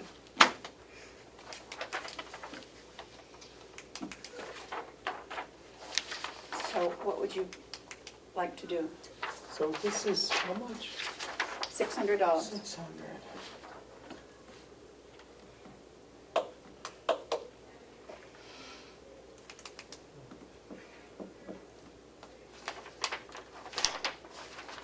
Travel expense, is that because of the convention and all that stuff, maybe? No, because it's only him and one other person. It could be, or it could be traveling around with inmates, it could be the price of gas, it could be any number of things. You know why we don't know? Because the letter doesn't say. It would be good to know. Don't we normally want to know? This does not have to be signed by the executive committee. No, So we could send this back, it won't hold it up. no. Why don't we send it back and just, Okay, let me look at the other one. we just need to, Okay. I don't love the other one, but I think it's fine. The what? other one? Yeah. Okay, request 2022-19. It's a request for $200 out of travel expense going into deputy salary, $200. And it says, what does it say? Please authorize the transfer of $200 from 070 travel expense to 008 deputy treasurer salary. This transfer is necessary to compensate the deputy through the remainder of 2022. There's been an increased need for her services this year, and that was not anticipated when the budget was set. Okay, Yeah, so that's what happened, yeah. so I think that's good enough. I think it's so borderline, but he does include the RSA about the deputy treasurer, Yeah. and I think we all know the reason why he's Yeah. been absent. He's said in multiple public meetings that he's been sick. Yep. So I think for that reason, we have enough context to fill in the holes that are in this one. I'll wait a So motion. I'll move to transfer, or to approve transfer request number 2022-19 in the amount of $200 from travel expense to the deputy's salary line. Seconded. All those in favor, say aye. Aye. Aye. And then we have, this one is going back. 18. Yep.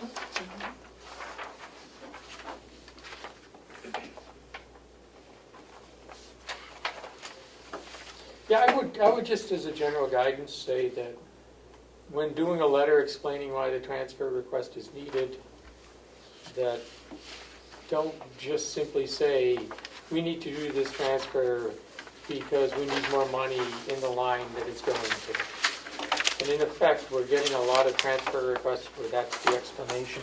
Yeah. Yeah, we can figure that part out because there's a transfer request. Yeah. We got that part. So I hate to send them back, but we need to, Well, you People- can't, if we send Michaelis back, we have to send this one if back. they're Yeah, here, we we can have to be explain it. fair. Or come in and tell us. Yeah. You know, when you present it. Do you want to do this one as Come in amended, and and present then it, we can we just can sign it when Yep. it's fixed? I wrote the in green Kim? on there. Yes? Wouldn't you agree? Or come in and explain it, so we can ask you questions and Right. find out what happened. Right. If you're not gonna be here though, please explain it in the My letter. understanding, and what these department heads who think that I'm nitpicking can come in and correct me if I'm wrong. The delegation sets the budget, and then elected officials utilize the money that is set out for the certain amounts that are set by the delegation. And this is a checks and balance formality. When we want to transfer money, otherwise a department head could literally take all the money given to them by the delegation and put it all in salary if they wanted to. This is a checks and balance system, so the line item transfers are a system of checks and balances. So it's literally our job to report why money's being taken out of one line and put into another line. And when the explanation says, because the X line was deficient, that's self-explanatory. That doesn't give us the reason behind it. Yeah. I agree. Yeah, So we can't be that check to ensure there's nothing I'm not nefarious saying- going and on. if you don't want to do a letter with more detail, come in and tell us so we can ask you questions. I refuse to sign some before with Ken all the time. We need to put our foot And down. more than that, now we've made multiple department heads go back and do it. Now I feel like we have to apply Yeah. our policy fairly. I mean, like I didn't. So Well, and it's not nitpicking, it's just doing our job. Okay. so Where are this we? one is amended. Okay.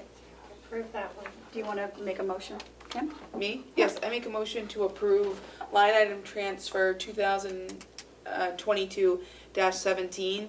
This one is an unusual format in it's a summary of multiple transfers, and instead of doing multiple forms, it was put together in one form, and it essentially takes money from the facilities line, which is Director Murray's line, and puts it in the department head that is charged that amount. So as we've been discussing, separating the budgets out, that's essentially what it does. And To already existing line items. I'd second it, but I would like to explain that what we're trying to do is have every department's budget reflect its actual cost, rather than burying costs in Director Murray's budget. Yeah. So, and that's all this is doing. It costs the departments nothing because the money's already there. It's coming from Director Murray, going to them, and then we know what it cost. You know, the money, in fact, it's probably already been paid, hasn't it? Yeah, Phil's already. Yeah. I'd note the total is 100 of 2022-17 is $144,200 from facilities in Director Murray's accounts into the same amount into, the nursing home, DPW, corrections, and the sheriff. Didn't this used to be in the department's budgets at some point? Yes, Yeah. but it was done about 4 years, my first year here, Ken changed it. And Ken being the former administrator. Administrator, thank you, yes. I voted against it, but I was outvoted. Well, that wasn't very smart of them. In fact, I had a, You were right to vote against it. Did you have your hissy fit then? no, I don't really have hissy fits too much. Do I, Ed, do I have hissy fits? No. I've never seen you have a hissy fit. What is a hissy fit? What is it? by the way? I know, that was my question. Okay, so what are we up to now? We're just waiting. When I was in and out of the room getting paperwork for you, did you vote to authorize the treasurer to borrow $18 million in anticipation of taxes next year? Okay, Matthew, What? we need a motion? For what? Okay, we need a motion? Madam Chair, I make a motion that we allow the treasurer to borrow $18 million in TAN for next year. And allow him to sign any documents to the effect. Normally what happens is he goes out to pursue the best rates and the best package Okay. in working with the CFO and the bank, and then brings it to you for final approval and then So- approval by the delegation. That's what I thought was happening. My motion is for him to explore the county borrowing 18 million in TAN for next year. Yes, we want him to do that, so I'll second that. All those in favor, say aye. Aye. Thank you. Aye. Okay. Now, do we have to leave this open for Amanda in our meeting, or is this going to be, for what? A non-public, because it's Why a don't you just- non-profit. Should we just do it? Why don't we just Well, let's recess? just recess because we've got other stuff. We gotta do the checks and. Okay. I think it's, Besides, you're gonna it's be not up. technically county business because you're looking at other Right. options. You just happen to all be interested in the same, Just recess. Okay. I don't know. Can I ask a question though, Madam Chair, before we do? I don't know. Today's agenda says that we were supposed to do the treasurer's budget. We didn't do it. Right. Well, we kind of did, didn't we? Is there a No, reason we he never wasn't did it. here to do the Oh. treasurer's We did budget Bonnie's budget. on a Yeah. day that was noticed for him? I mean, the schedule, Melissa put it out months and months and months ago. No. So are we gonna hold that over for another week, or No, have we? I feel like he lost his opportunity. Okay. So we should do it without him. We did long-term debt, we did interest expense. Yep. We did the Bs, we did finance, we did the commissioners. Yep. The convention? That's the delegation. It's supposed to be me. I don't know, do you wanna do that one? Or do you wanna It's wait? the only one left that we didn't do today that we were supposed to. I'm just trying to stay on the, I'm sorry, I didn't have my Why don't we budget. do it? I mean, it's really straightforward. It's the first budget in the binder if you want to quickly just, I'm I sorry. just hate to keep those two ladies waiting No. too much longer. Oh, are they still waiting? Yes. quick. This isn't that big a budget, it should be very I doable. think we should just zero it out. Legal fees, delegation coordinator, I'm sorry, was that I out don't loud? need a coordinator. So the coordinator and related payroll expenses are requested to stay in there for $1. The delegation does have the ability under RSA to employ their own delegation coordinator. Yep. So they want to keep those lines open in case they ever needed to do that. So who does their coordination? She does. You're our coordinator. She's multiple. You get 99.9% of my attention. As long as we get Matthew wants it all. I know, and donuts. And no donuts. Well, I will say, they only get 99.9% of your attention, but they got the donuts. Yeah. I mean, the 1% I of know, your I'm don't never see gonna the live down the donut. donuts, I know. I'm not seeing the donut line. I don't see, I think this budget looks pretty good compared to last year. It's dropped way down. Why did they have so much left over? Because they didn't need all that to begin with. But they haven't done, They haven't done nearly as many meetings or travel expense. A lot of them are zooming in. That's fine, they should zoom in. Whatever, I don't even want to talk about their budget. Let's just. I think approve it. it's fine. Yep, looks good. Looks good to me. thank you. What, the meeting expenses though is for what? Oh, paying When they them, come here, yeah. Yep. paying So them they- to zoom in? Yeah, and that line item is actually gonna be renamed. They don't get paid when they zoom in, right? No. You get paid to attend the meeting. It's gonna be renamed to attendance stipend, so it's clear that when, in the RSAs, when they attend a meeting, they're paid $25 per meeting, Even if they zoom. and they're attending. Even if they zoom. They're attending. Well, that just doesn't seem quite right.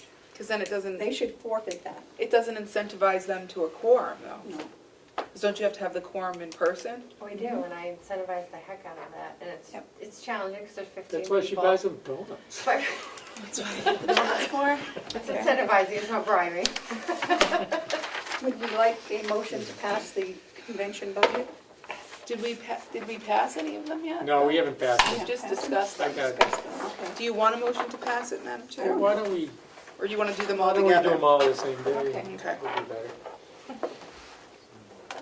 Okay, All right, thank you for reminding me of that. okay. So I will await a motion to go into recess. So moved. Seconded. All those in favor, say aye. Aye. And it is The recording has stopped. I don't Madam Chair, even, when you recess, you're letting me leave, then you're coming out of recess to the business, correct? No, Well, we you're don't. signing checks? Sign checks, yeah. Well, that's technically part of your meeting. I'm just saying, you should recess to let me get out of here. Okay. And then you have to, that has to show in the minutes that it's part of the meeting. And you should show in the minutes that we, came back out. Right, that, yes. And the Okay. other thing is, because if I wanted to stay, I should be able to do that. So you shouldn't recess and then do your checks in recess. That's not a legal meeting. Okay. The other thing is, you just said you're all gonna meet somebody. Are you meeting about what you have operational control over, or? No. So there's nothing to No. do? Okay, No. well, that would be a chance social meeting, and it's not considered a Yeah. meeting. Right. Good. But we recessed anyway, because Saturday we'll be up at Hales. Fails Correct. in the meeting. Gotcha. We had to recess anyway. Okay, And it is And that will be a meeting. 1:33. business. Yes. Because it's sales.